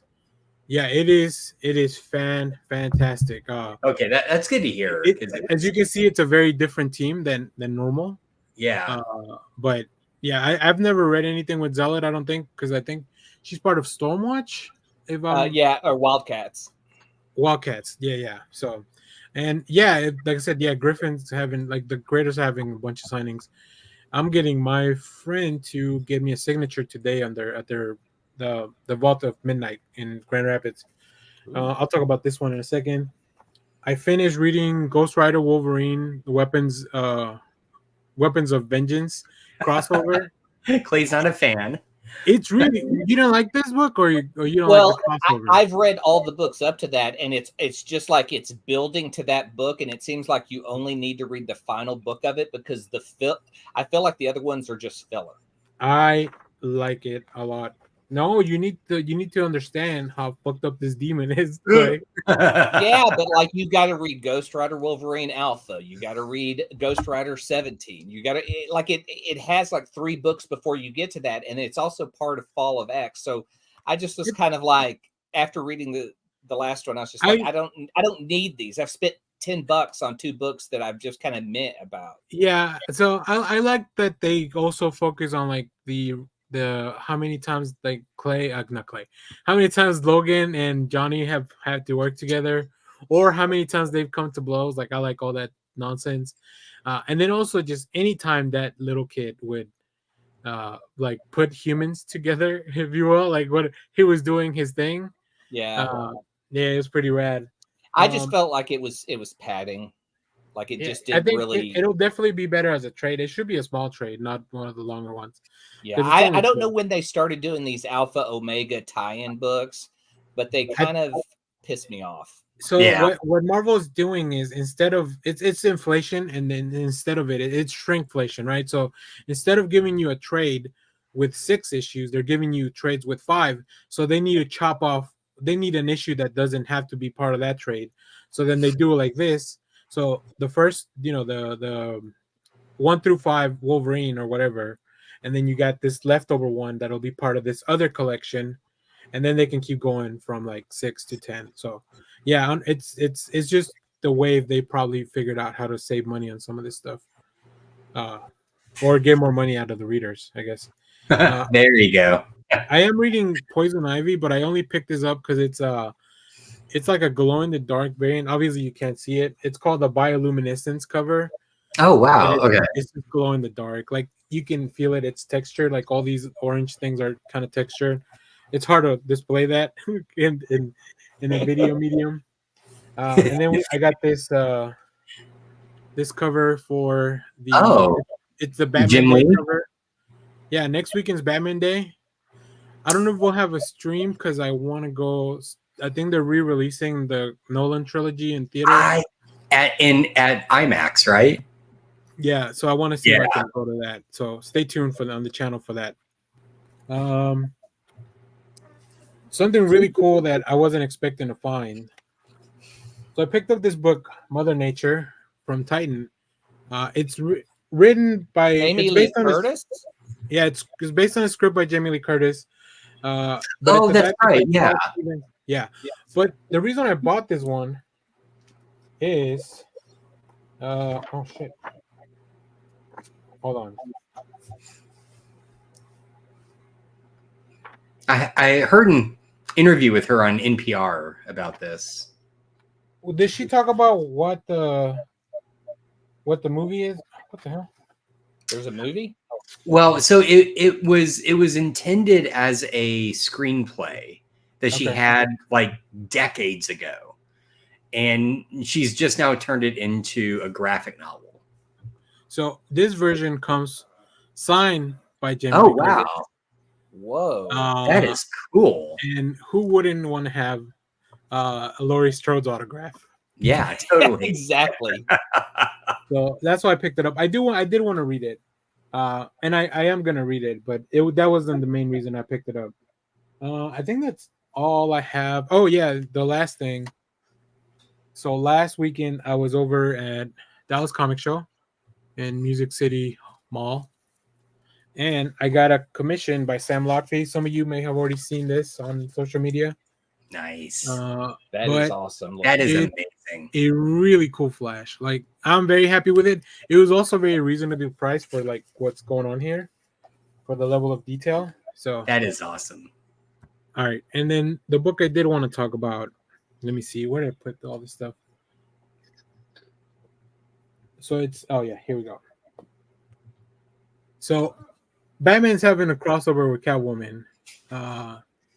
Let's call the Gotham War, and the premise for this book is that Catwoman is trying to figure out how to cut down violent crimes in the city, and what she does is she gets all the henchmen, and she's like, "All right, stop being henchmen for all the other violent criminals. We're gonna train you, and we're only gonna hit the rich, and there will be non-violent crimes." So violent crimes are down in Gotham, but Batman's been he's been asleep because of the whole night terrors thing. Like, he's been through some shit. Yeah. He was asleep for 8 months before this, right? So that's a hell of a nap. And they actually mentioned this in the JSA book. Like, Huntress mentions this to Batman in the JSA book. Yeah. So and then when he wakes up, the Catwoman knows, like, well, Bruce is definitely not gonna be on board with this right away. So she gathers everyone, like the whole Bat family, and tells them, "This is what I'm doing. I want to stop violent crimes, it's not a victimless crime, but I don't feel as bad for the victims if it's just like the elite that are being like robbed, right? She trains all the henchmen to make sure that they don't hurt anyone." And Batman just goes like, "No, I'm not on board with this." What? Like, even though they have data that shows like violent crime is down. I love it. So Catwoman is the protagonist and Batman is the antagonist. It really feels that. Well, it depends on who you ask, because if you ask Damian Wayne, he probably hates criminals even more. Yeah, who's writing this? So Chip Zdarsky and Tini Howard. That's back and forth. I did read the issue with Batman taking on the rest of the Bat team, and then Damian. Yeah. So it's really fun. It's really, we got some comments in the chat. Batman, this is the truth of the situation. Right. Thanks, Jeremy. Thank you. It's essentially that line from Blue Beetle. Batman is a fascist. And to some people, he sure is, right? So it's a really interesting premise. It feels like there's some kind of gray area, but I'm really like, but we also know that Batman's not completely, like, he's been through a lot. The Batman Zuranar is like in the back of his mind. Like, this is, the most, what is it called? The most pure version of Batman, right? Which is that was created back in the comics. And then Grant Morrison really explored a lot in their run. we know some Yeah. shit's gonna happen. Okay, so my question is like, really, the essence of Batman is that he wants to stop all crime because he never wants a kid to go through what he went through. Yeah. So Right. even on the smallest level of crime still existing, a holdup or a robbery is still what he would want to stop. He would never want to have another Yeah. child's parents murdered. So he's never going to stop unless it's a total takeover. And that's what I also really love that Jason Todd was super on board with Catwoman's idea, especially because I feel like he loves like annoying Batman with stuff too. Like, so he's like, "Oh, this is gonna bother Bruce. Okay, I'm on board." And that's why Jason Todd is and should be dead, right? I mean, whoa, oh man, Hot take. Josh hot was one of take. those people that dialed the number, huh? Yeah, he did. You set up that Redial. auto dial. Redial. I have Redial. never ever liked Jason Todd as a character. I have Ever. his Red Hood. When he comes, him back as Red Hood, I like him as that character. It's like Ben Yeah, I Riley. like I him. like Ben Riley as fucking Scarlet Spider. When And who I also don't like. So Here we go. when Josh's household got the bill that month, they Yeah. were like, "Who called this 1-800 number so many times?" oh, it was 900. It was a It was a 900 number. number. You Yeah, had to so pay for that shit. I think it was like 75 cents or $1.50 a call. I think so. That sounds about right. How Yeah. much did you hit Jason Todd? Like $5 worth? All All of my birthday money just went birthday gift to me. Let's kill Jason Todd. Sorry, Legoland. That Desert Grease. Jason Todd should take down the fastest bat. I think that's the plan. Yeah. So it's a really fun crossover. I think if you don't want to go through all the books and follow, because there is a one shot that kicks everything off to Clay's this May. There's an alpha, if you will. It's the title is so weird. It's called Batman, Catwoman, The Gotham War, Battle Lines #1. That's Oh the my full God. title of the issue. It's so Wow. good. It's so Wow. good. No concept of editing whatsoever. I love it. Give me more title. At least that one, I know that I won't mix it up with other ones.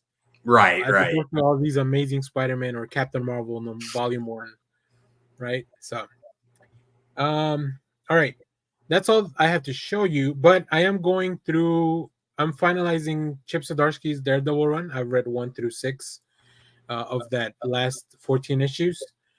Pretty excited. I'm about to get to the crossover with the Punisher, so that's a lot of fun. And that's all the comics I've read. So there we go. Lots of stuff in the past few weeks. Batman 525 first. Jason Todd picked that up too. Oh, cool. Is that where he steals the tires? Is that the first one? No, wait. That is like Todd. that's Yeah, the cover, right? Yeah.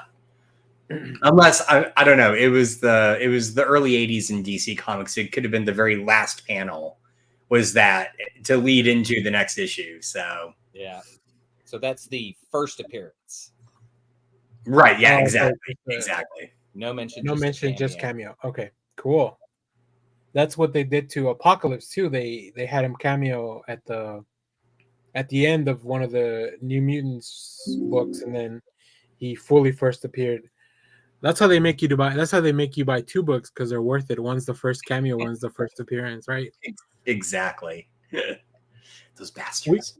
We should go through our collection one day and see what's the comic book we have that's probably worth the most somehow. But Mine is my Turtles books. I don't have anything anymore. It's probably the Rocketeer ones that you gave me, Clay. So because I sold all my comics before I went to grad school. So yeah, we got a message from Marvel Editorial.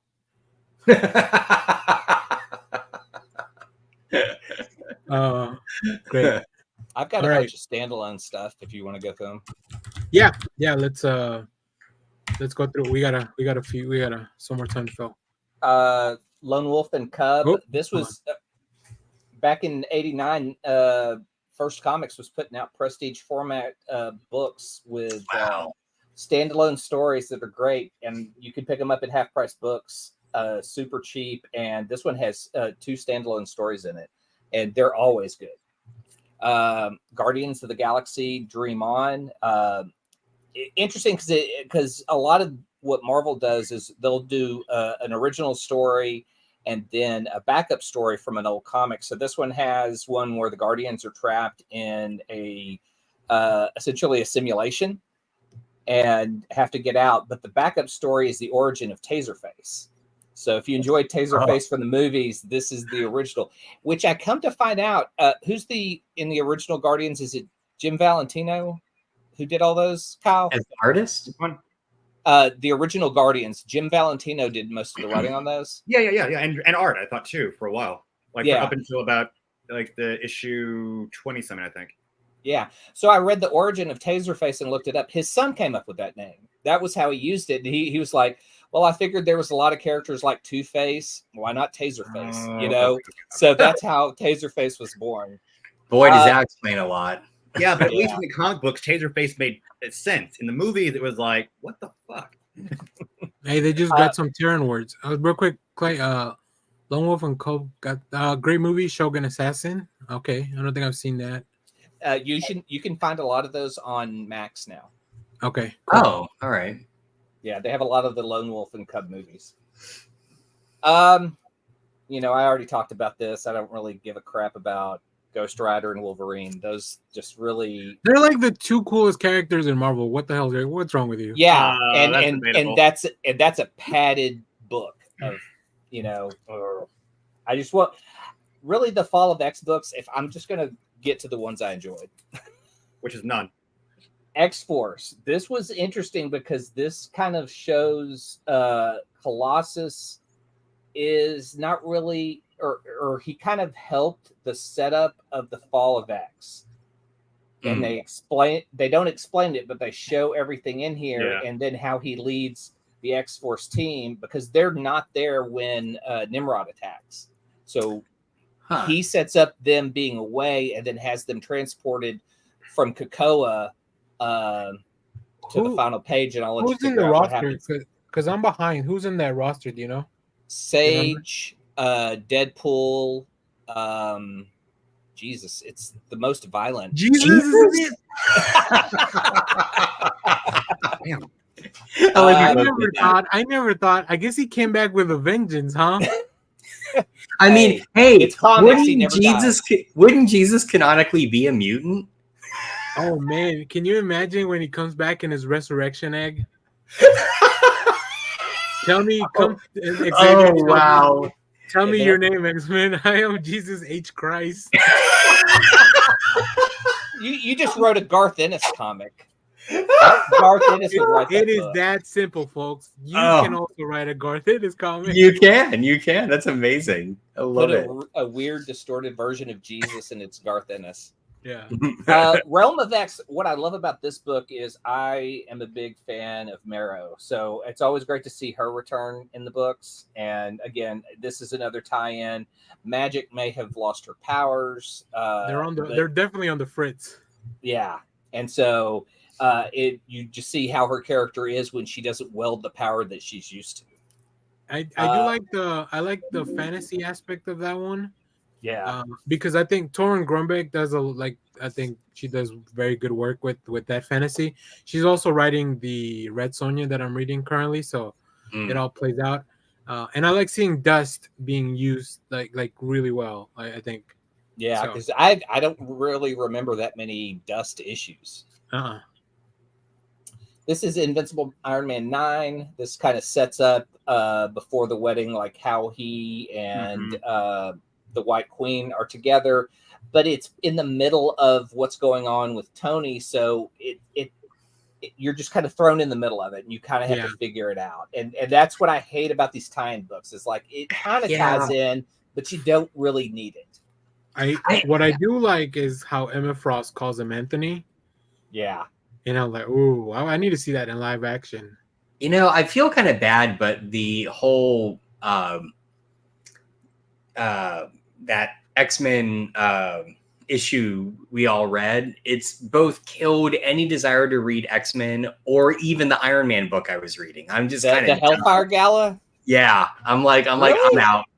It just rubbed me the wrong way. But you were reading the other Iron Man book, right? Or you were reading both? Were you reading both? I was reading both. I was reading Okay. Duggan's and the I Am Iron Man kind of anthology series. Gotcha. So, yeah. Louise Sorry, Simonson Clay, go on. writing. Oh no, Louise Simonson writing Jean Grey.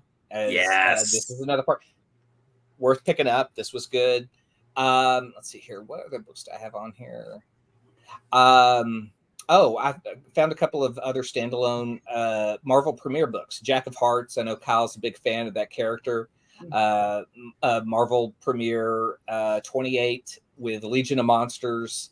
Nice. I love these old books that you can just pick up one and it's a complete story. And Exactly. I have that one. Yeah. That was the same reason I got the Guardians Dream On. And that was where that's where Scott Lang's first appearance was in one of the Marvel premieres. Oh yeah. Yeah. And Groot 4 finishes up the story arc of Groot and an early Captain Marvel. And also if I'm not mistaken, I think it was a ancestor of Yondu, but that's the first Centaurian that we get to see in like the current area. Yeah, and you get to see two other versions, or they're Groot-like characters. So I forget what his race is. I forget. But that was fun because it was an old. It tells a history of Groot, and so you get a little bit of backstory on it. But yeah, those have been the comics. Remender X-Force by Remender. I think both. I think one's by Christopher Yost and the other one's by Remender. I love both runs. Especially because one of these has Clayton Crane art, so it's like all painterly, dark, bloody stuff. Like that's the Yost stuff. That's Yost, right? And then Remender's when Deadpool joins the team, if I'm not mistaken. Yeah. And he's got Deadpool gets the gray suit. So yeah, really, really good stuff. I really like Rick Remender. I think I've realized that now. I think some of his stuff sometimes might have rubbed me the wrong way, but I really appreciate what he does. So if his X Factor or his X Force is the best. Yeah, it's so good. Like just so many cool concepts. Like there's Genesis, who's like this apocalypse resurrection, and yeah, really cool stuff. I mean, he really does that whole story, that whole run is what if we just go back and kill Apocalypse as a child? Yeah. So I do want to touch on a quick best Deadpool. Maybe the recent run's been really good, but it's a pretty good Deadpool. So this was a big week for Kyle, I think, because we had got a lot of Lizard content. So we're not going to watch any trailers or anything, but I want to talk about the difference between that Godzilla -1. So it seems that that's kind of a resetting, or like it's starting his own thing, right, Kyle? From what it looks like, this is not related. Yeah, basically, from my because before you had like any of the other Godzilla, the original, the Japanese lane, there was 3 different sections of Godzilla movies. There was the Showa, the Heisei, and the Millennium Era. And almost all of them always pointed back to the original 54 movie. At least the Showa and Heisei did. And basically, you had the Showa era, which was in the 1950s to the 1970s. And after Terror of Mechagodzilla, that was it. And then in 1984, when they did the Heisei era, they had Godzilla 84, which basically is the return of Godzilla from but still comes back from the 54. And then they had the Millennium, which was basically Godzilla versus Mothra, GMK, Godzilla versus Mechagodzilla, GMK, Godzilla versus Mothra and Mechagodzilla, and then Final War.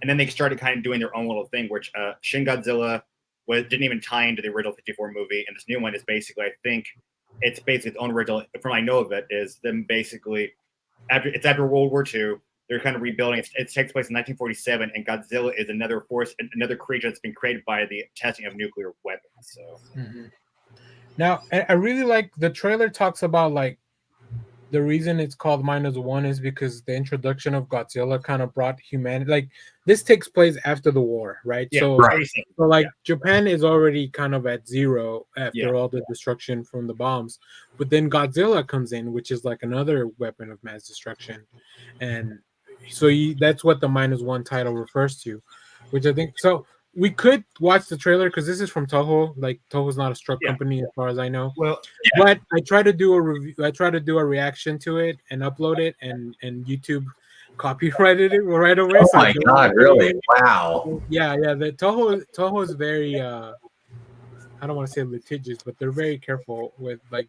you sharing their stuff. But I wanted to grab some screens. Like, here's some stuff that I really like. It's interesting because they've already announced, and there's a trailer for it. But we have the new Godzilla, American Godzilla, and the Giants, new Monarch series. The Legacy of Monsters, yeah, the Apple TV series, yeah. So I really like stuff like this when they kind of bring in the what the government's doing to react. Mhm. And I was looking for a shot because this Godzilla, normally the films we've seen, they try to do more practical stuff, but there's nothing practical about this baby. Oh no, There's no man in suit. So really I like was. Oh, sorry. Go ahead, John. Oh, sorry. I was gonna say I was kind of surprised because I watched this as soon as it dropped, and my initial thought was it was more in the Shin vein, right? Like, let's get back to the original but revisit it. But no, this seems like entirely different. And I loved Shin Godzilla. I thought it was great. I liked it, but it's one of those ones I just can't. I don't think I could watch over again because Shin. Oh, is really? It's so political based, and the one thing I didn't really. I like the film, but it's definitely not my favorite version of Godzilla because I wasn't big on the morphing of how Godzilla keeps changing. I loved it. I thought it was great. But in the same vein, I recently watched Shin Ultraman, and it was fun, but I felt like the political commentary of Shin Godzilla was kind of lost in it. And I wanted a bit more of that. So, well, I got to see Shin Kamen Rider was in the theaters back in May or June, and that was a lot of fun too. So, is it good? Okay. Oh, yeah, I liked it. Let me fly through some comments here real quick. We need more flying Godzilla kicks. Yeah, for sure. Jeremy likes the American ones fine, but yeah, I think the Japanese movies are far more interesting. Yeah. And then Japanese company strike. Yeah, so company strike a lot. Definitely, I think like a year afterwards, I did a review of like an anime. Like we didn't get a copyright strike, but they blocked the content like a year after I put out the video. Wow, really? Jesus. And then Nintendo used to be very strict of gamers playing games on YouTube, so that track interesting. I didn't know that. I do want to try to play the new Mortal Kombat game when it's on. I'm just trying to figure out how to connect everything so that it'll stream. I don't know about all that stuff. So another thing I wanted to talk about is that we're getting a new Studio Ghibli film. Yeah, the Boy in the Miyazaki is coming back. He's coming back for one more. Oh, hasn't he done this like 5 times? No, Miyazaki's actually come in a report saying that he as long as he's alive, he's not done with it. Done doing movies. Yeah, all right. Because I feel like that dude's retired a number of times. I know. Or made a number of last movies. So hey, I'm not going to complain if he's going to. No, I'm not either. I'm happy, but I think we should probably we should have. Oh my goodness. We should eventually do like a Studio Ghibli show where we just talk about those films. Maybe closer to December when this is coming out. But man, the combination of like the cool fantasy stuff and then the weird, like there's a lot of frogs in this one, which I'm not a big fan of that imagery on the trailer. Because it's a short teaser. I think I can show you a little bit of this one. I think we didn't get this one. Legoland's right. Let Miyazaki live his best life. Let him cook. As the kids say, let him cook. Do your students say that a lot? I have never heard that phrase in my life. Do they call you professor and then do they say let them cook? No. When like a student's going on a rant? No. I have a hard time. I mean, if they're dual credit students, I have a hard time getting them to even call me professor. They just call me Mr. Oh yeah, because they're from high school, right? Right, yeah. Or when Kyle's when he's doing his lesson and the kid's just like, no, let him cook. Let him cook. Okay, so for me as an old, what does that mean? In case they just do let you do your thing. Just let you do your thing. Okay, you're on a roll. You're on a hot streak, like you're doing the right thing, showing all the right stuff. I hate this so much. To give you the creepy crawlies. Yeah, this is from The Boy and the Heron. Like it's really interesting that you can have something. Let's see, like there's a lot of really weird imagery that Miyazaki brings in. So this is Well, supposed to be yeah. Have you yeah, not seen Spirited Away? yeah. Right. So I really like this opening of the boy running through. I don't know if there's gonna be sound. Yeah, I can hear it.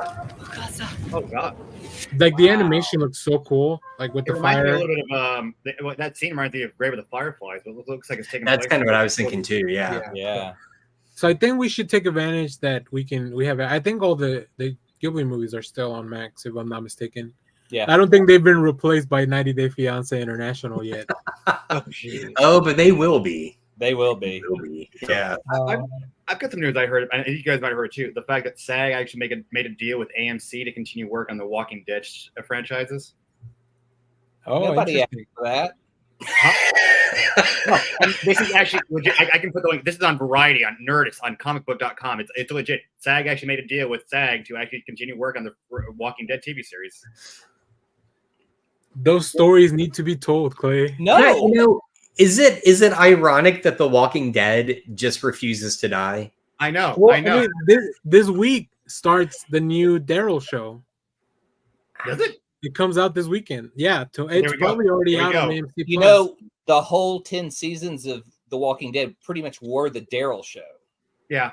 Well, it was That's the true. Rick and Daryl show. Until Yeah. Rick But then he had to carry it and said, "Hey, I'll just do it on my own." But I have heard good things about it. But man, I just can't. It just I gave up after season 6. I thought this comment was about The Walking Dead. I hope it gets nominated for Best Animated at the Oscars. It's obviously about the Miyazaki movie. No, But it'd be rumor funny is, if this was about The Walking Dead. I can't wait for Walking Dead to sweep the Oscars. not that I gave a rat's ass about the Oscars, but apparently there's rumor that oh god, who's the voice of Rocket? Bradley Cooper. Yeah. Cooper. Yeah, he might be getting nominated for a voice acting for the Academy Awards for his role as Rocket. Really? Hey, I Not get again, it. rumor. I don't know if it's true, but but because it'll be the first time a voice actor's been nominated for a thing, and so if he gets it, Oh man, you know who's gonna be pissed? Who? Gollum. What the fuck is that? Andy Oh, Serkis. Andy Yeah. Serkis. yeah. His I name, mean, his 'cause name he is said he Gollum. did everything for Caesar, and Yeah. yeah, I think he deserves it more. I mean, I love Rocky. You know, I love Rocket, but man, I love those Planet of the Apes films, and that's because Andy makes those movies. Exactly. If you don't believe Caesar, you don't believe those films. Oh, you know, Yeah. for me, it's not Caesar, it's Gollum. I love the Lord of the Rings film, so knowing him and that's what started, and then he would go on to do so many other things. So Because Gollum, Andy Serkis doesn't miss. You know, we got the Lord of the Rings, we got the Apes movies, we got Let There Be Carnage, like all bangers. because Let I there haven't seen be it, how is he as Alfred? Oh, He's Oh, great. yeah. Yeah, he's fantastic. Really good. He's really, really good. Yeah. He brings a lot of heart to it. I He think to does. the performance, which I think what's his name, Michael Caine did as well, but in a different manner. This is definitely a more brooding take. And yeah. he's Well, a you're little- dealing with Batman at different ages. Like the younger Batman, like there's a scene in the hospital that is all Andy. Like he owns that scene. and it's Right, really yeah. great. But also, you know, Michael Caine has his moments of just talking to the young Bruce Wayne of what we do Michael when we Caine. fall. I feel like every actor since '89 that's played Alfred has had kind of a moment, right? And Yeah. ironically, Jeremy Irons is in The Flash, so go figure. I mean, even though he was in the Schumacher films, the actor who had played Alfred in those 4 films was still pretty good. Yeah, well, didn't he keep bringing back Googe from '89? Yeah. Yeah, that's Yeah, yeah, like okay, yeah, yeah. yeah. We had the same Alfred no matter how many Batman we had. We had the same Alfred for all 4 of those films. Right, Batman, okay, yeah. Batman, I thought. Robin. Now, I don't want to talk too much about this because it is a thing, but I mean, it's Godzilla related, so it's more like news coverage.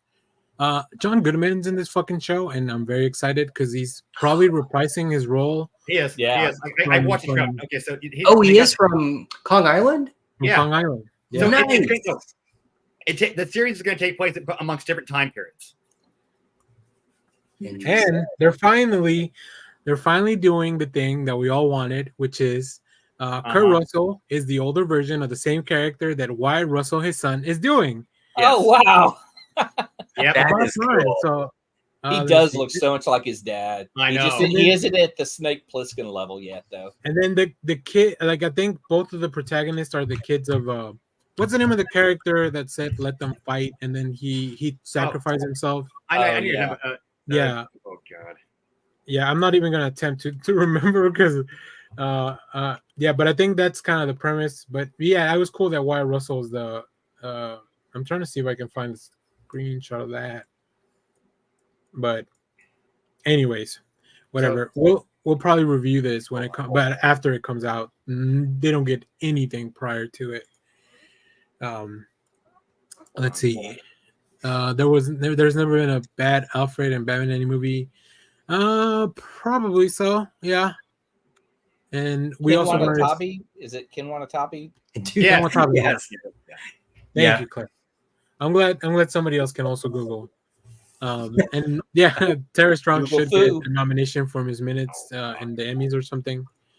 And then I detest Smeagol Goal. I'm sorry. That should have been cut. Interesting take because I What? feel like that would be a very different movie. Yeah. Whoa. No, you can't do that We're, story. Lego, we're gonna need you to expand on that a little bit if you can. Yeah, I'm gonna need a 1,000-page essay on why that would make. No, it a better don't- movie. Lego will do it. I'll put a link to Lego's channel because there's some really well researched videos there about a lot of stuff. So cool. I think we're kind of getting to the end of it. I have Is there- one less. Sure. we, One last thing you wanna touch? we can look at this one's voice acting, but they showed the first trailer for the new animated series for Scott Pilgrim, Oh, that's Okay. right. I saw that too. Yeah. and I they're bringing back all the actors to voice their characters from the movie. Just quick update on the Smeagol Gold situation. A lot of thoughts about it. I will do this. Nice. Challenge accepted. All right, great. Fantastic. All right. We are here for this. We'll do our full reaction to the video once it comes out or whatever. Or we'll read the thing out loud. So I have thoughts on the Scott Pilgrim animated, and I mean, I agree with Jeremy on this point, but like all the preview things that I've seen, especially from the trailer, Let's take a are movie. like one-to-one stuff that I already saw in the movie. So why am I interested? Like, what do I care about this? Because film? well, So it's the DC animated universe phenomena. Why are we getting another fucking Watchmen? So Wait, we are? thank you. yes, animated Watchmen. But no, All but right.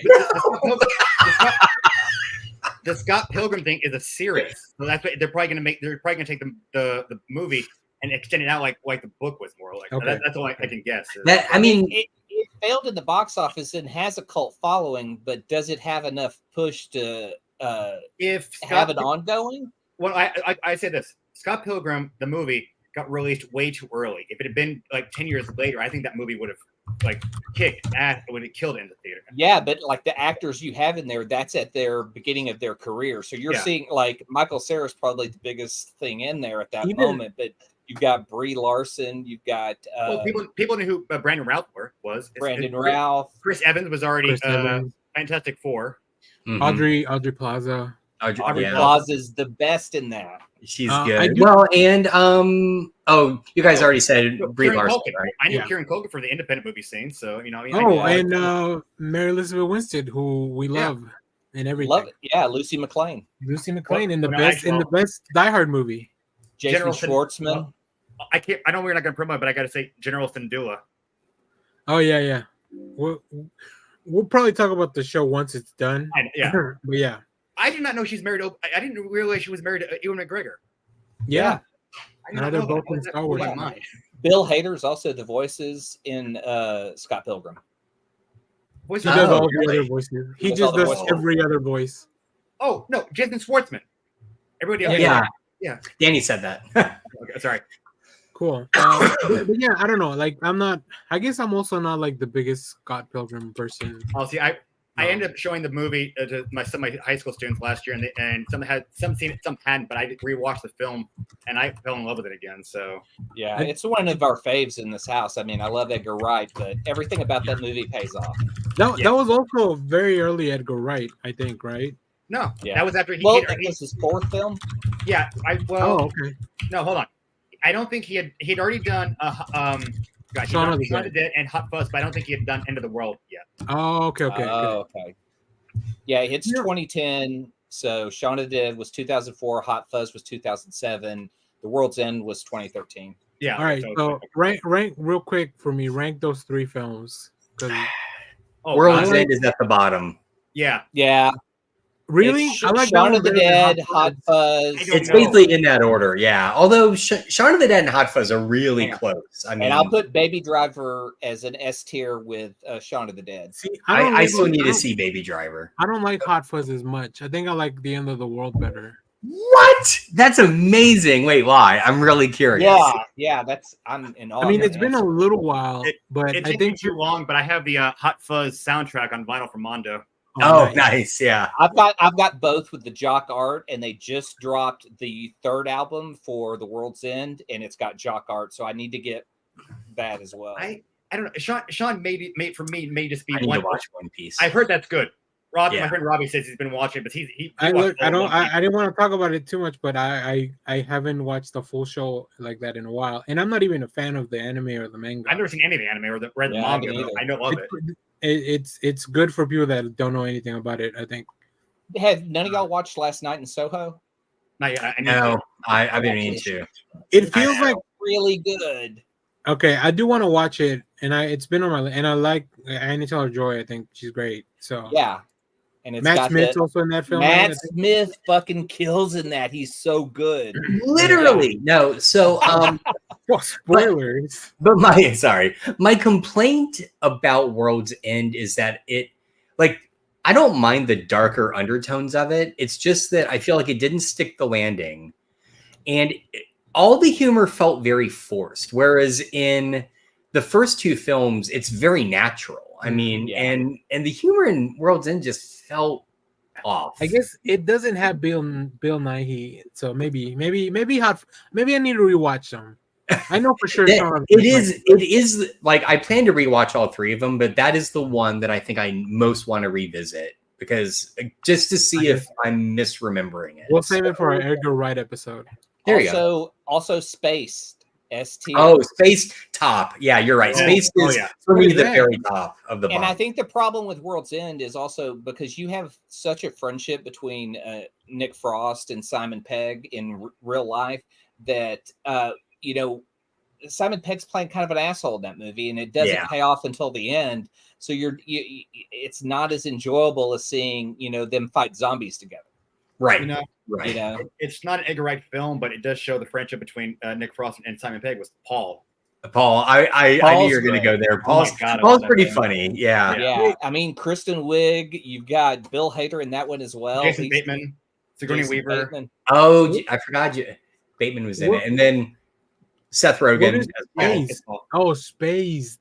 Okay. Dude, you've never seen Spaced. You've got to watch Spaced. I'm not surprised. With the stuff it is so good. That was the reason I learned to BitTorrent shit so that I could watch Space. I own it in the BBC region and American region because it has two different commentary tracks. He got Tarantino to do a commentary track on the American version. Did they really? Yeah.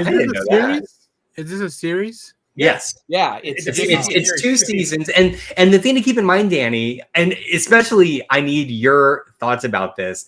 Okay. The start of season 2, but in between season 1 and 2, Star Wars Episode 1 comes out, and it becomes a minor plot point at the start of season 2.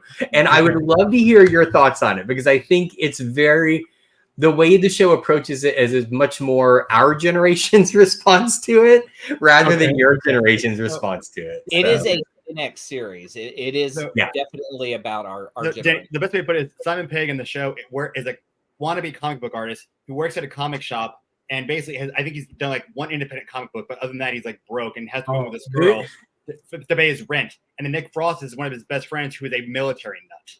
Yes. So Oh, sorry, Danny. Go ahead. That premise feels like prime Gen X for me. Like it is. It's very Gen X. But Okay. and then I forget his name. The downstairs neighbor is an artist. O'Brien. Yeah. and he's great. I mean, the whole it's very, this is going to sound like a weird thing. It's the sort of show that starts off with a core premise that they very quickly just chuck out the window. Yeah. And But you it's a lot like, I'm sorry, sorry, go ahead. it's a lot like New Girl in the sense that once they just basically double down on all of the ensemble cast, it's great. You know, like you get everyone else. So Like that opening, the first episode, you see Edgar Wright like using the tools that you will see in his later films. He tells both their origin stories in 60 seconds. Yeah, it's and great. It's quick and fast. And he references like Hitchhiker's Guide to the Galaxy in that.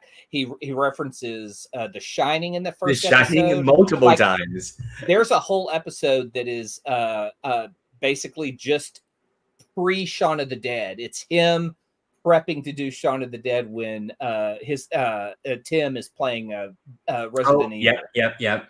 Well, and then, doing a lot of drugs and playing Resident Evil. Yeah, and then the classic one is the second season episode where Daisy and him go out bar hopping.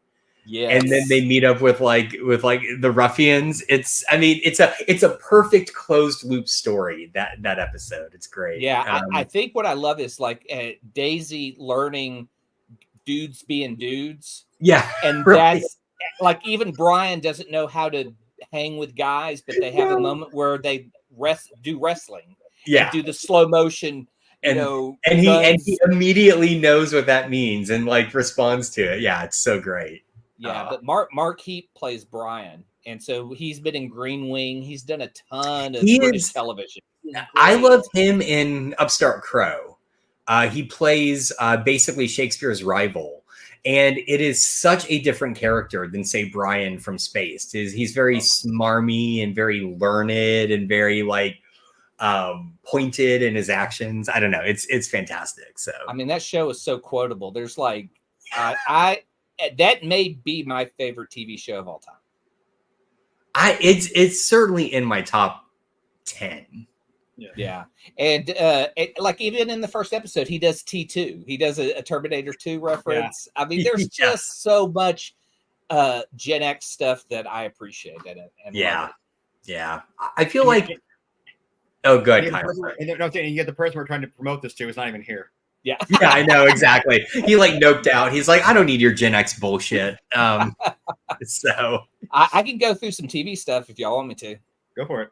Sure. Talked about this pre-show. Grand Crew on Peacock is 2 seasons. It's a funny, great show. It has Echo Kellum. If you watched Arrow, he played Mr. Terrific. Yeah. He's in that with Nicole Byer, who's a great host on Nailed It. She's a comedian and hilarious. But the show got canceled and it ends on a cliffhanger. And so it's kind of a bummer, but it looks like the millennial version of Spaced. It's just about a group of friends that hang out and drink wine together. They find this new place in the first episode, this wine bar, and that becomes their hangout spot. I just really recommend it, even though it's ended, because I kind of would love to see them bring it back after the strike. How To with John Wilson, I've talked about that on every show. It is one of the best shows on television right now. The season finale is how to follow your package when you order something online. Halfway through the show, he ends up at a cryogenics convention. And they go through, I mean, it is so weird because they have all these people who are just there to be frozen when they die. So they all have that one thing in common. And you learn about every part of it because some people just want their head and some people buy a full body, restoration. And they talk about how it's just fascinating. It is a fascinating show. And that's on Max. Hell on the Border is a Tubi free movie, and it is about Bass Reeves. And I love Bass Reeves. If you know who Bass Reeves is, he's hinted at in the Watchmen TV series as being a hooded justice. Right. Yep. But Bass Reeves was the inspiration for the Lone Ranger. And so this is the only thing I don't like about this show, because historically it seems pretty accurate in what he does, is they cast a small dude. Like Bass Reeves was 6'3" and 250 pounds. And he was one of the first black marshals in the South. And he had over 3,000 captures. He was a badass. And this movie is shot like a TV show and not cinematically. But I always tell people research him because he's great. Last night, Shudder hosted Night of the Demons with Joe Bob Briggs, and I see this is the end of The Last Drive-In. I'm really such a bummer. It bums me out because Shudder has gotten rid of most of their executive staff that was running it and curating it. Joe Bob was an essential piece for me subscribing to the channel. And they've only announced a few shows, and some of them are going to be AMC only. So that bummed me out. Last night's show was taped at his Jamboree, so it wasn't even live. But we had a pretty good following on Blue Sky. I created a couple of feeds for the Mutant Fam and for The Last Drive-In, and it was a lot of fun. The Night of the Demons is a wild-ass 80s movie with a great hair metal soundtrack. So I just loved it to death. He had two of the stars on there talking about the movie and how they made stuff, and it was just so low budget. It's hilarious to listen to. But as they lose the license to some of the films, you can't go back and watch Joe Bob do, like, he would have double features, and so you'd go to one and see like, oh, well, they only have one of the two films. So they're not even kind of keeping the licenses on some of these films. I think Shudder's going to fold into AMC, and that just sucks because they said that every October AMC does Fear Fest, where they have a bunch of the horror movies. Yeah. And they said that that's just going to be seen on AMC as it's hosted by Joe Bob, not on Shudder. So I feel like this is going to fold into it, but I would like to see Joe Bob maybe join the Gizmoplex. That'd be cool. That makes the most sense. We got our Kickstarter extras from the Gizmoplex this week. That is awesome. Nice. The hoodie has Todd Knock art. So he drew all the whole Mystery Science Theater cast to the boneheads, everything. I would love to see Joe Bob move over to the Gizmoplex and have all his shows there, own all his stuff, and do a Kickstarter.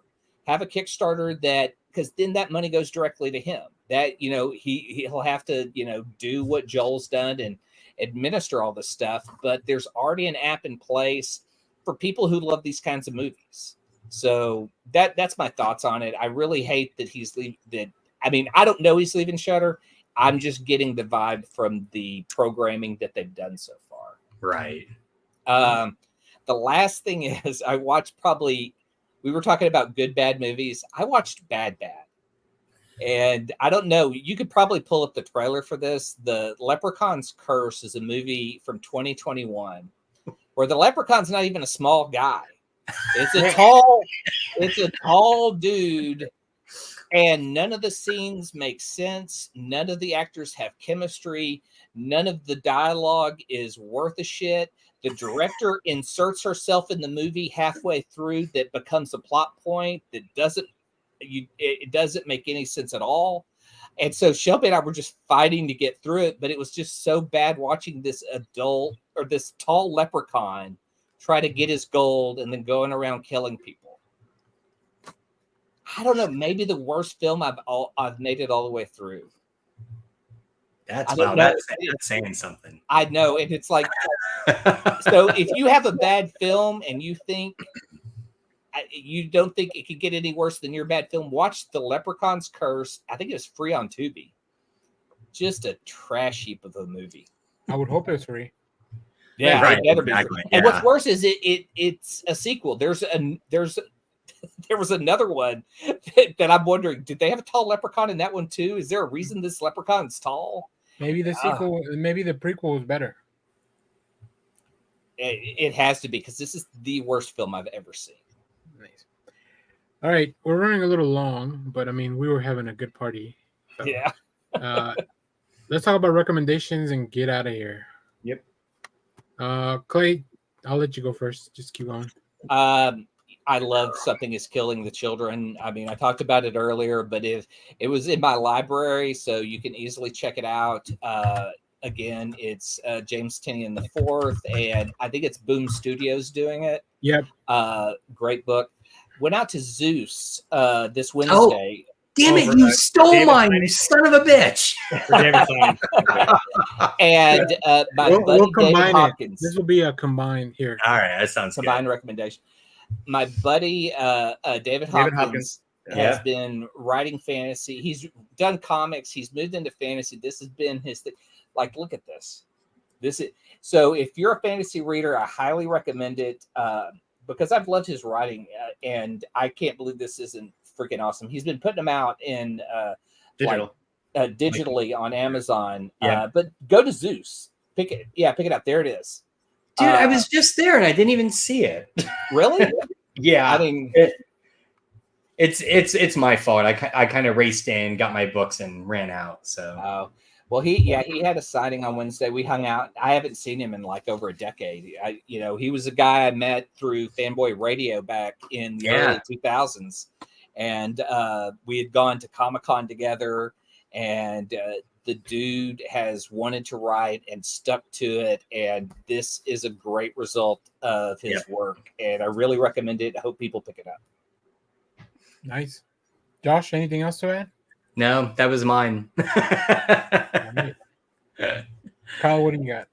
So I put a trailer. The last link I did. There's a new game that just came out for Xbox, a Switch, and everything. It's called Bomb Rush Cyberpunk, and this is basically. Does anybody remember the video game Jet Set Radio? Oh, I have heard of this. Yep. Yeah, they had released two. One was on Dreamcast, one was on Xbox. But this is basically what would almost be. I think it's a lot of the same creative team, but it's what would be Jet Set Radio number 3, and this game looks fucking phenomenal. Whoa! Oh, cool. Yeah, there's no sound. I didn't put the sound, so Kyle can keep talking. Oh yeah, okay. So yeah, but and I have a friend who basically took off Monday to play the thing, and like if you're a fan, like you're bike riding, you're skateboarding, you're all the stuff, and you're spray painting stuff. Yeah, this looks, and it's cell shaded, just looks fucking amazing. I need to pick it up on Switch. Nice, very cool. All right. Well, for my recommendation, I'm gonna do something I haven't done in a while. Recommend the book I haven't read. We getting a new Batman and Robin next week. So Batman and Robin #1, Joshua Williamson, Simone DeMille. I don't know what else to tell you. That I really like the Joshua Williamson's writing. So I didn't even know this was happening. So I'm very excited now to read that. So our Batman and Robin now is it Bruce Bane and Tamian Dodd? What? Oh, what? What? Never mind. Ignore me. It's a dumb joke. I'm just flipping the first. Like, why is there a new Batman and Robin? Because of Dawn and DC, they're retconning everything. New Superman, new everything, new Flash. Again, this all started a couple months ago. We have the new Green Arrow, we have the new Shazam. Hold on, let me show you guys some variants because this was very like. My head hurts. Go on. I'm not condoning it. I'm just saying. I'm not condoning it. So there's a black and white variant, and then what? Oh, wow. What's What? happening? Holy crap! What is this book? No Look, shit. I love Art Germ's art. I just don't know what this has to. Is this a new character? Yes, it's called Tits and Ass.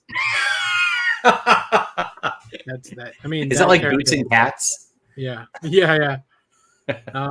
Cool. Oh, blank cover, perfect.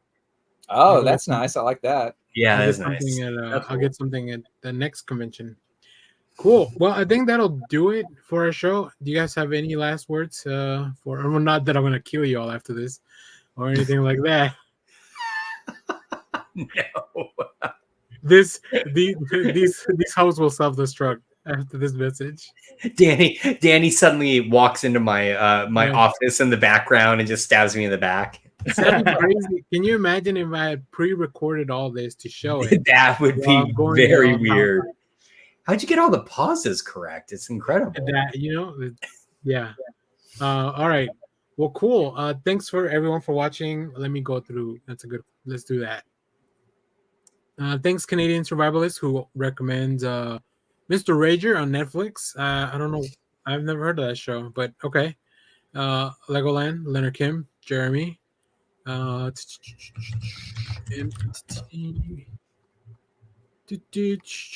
forgot one more. I know there's one more person that I saw. Oh yeah, MBTV Shannon.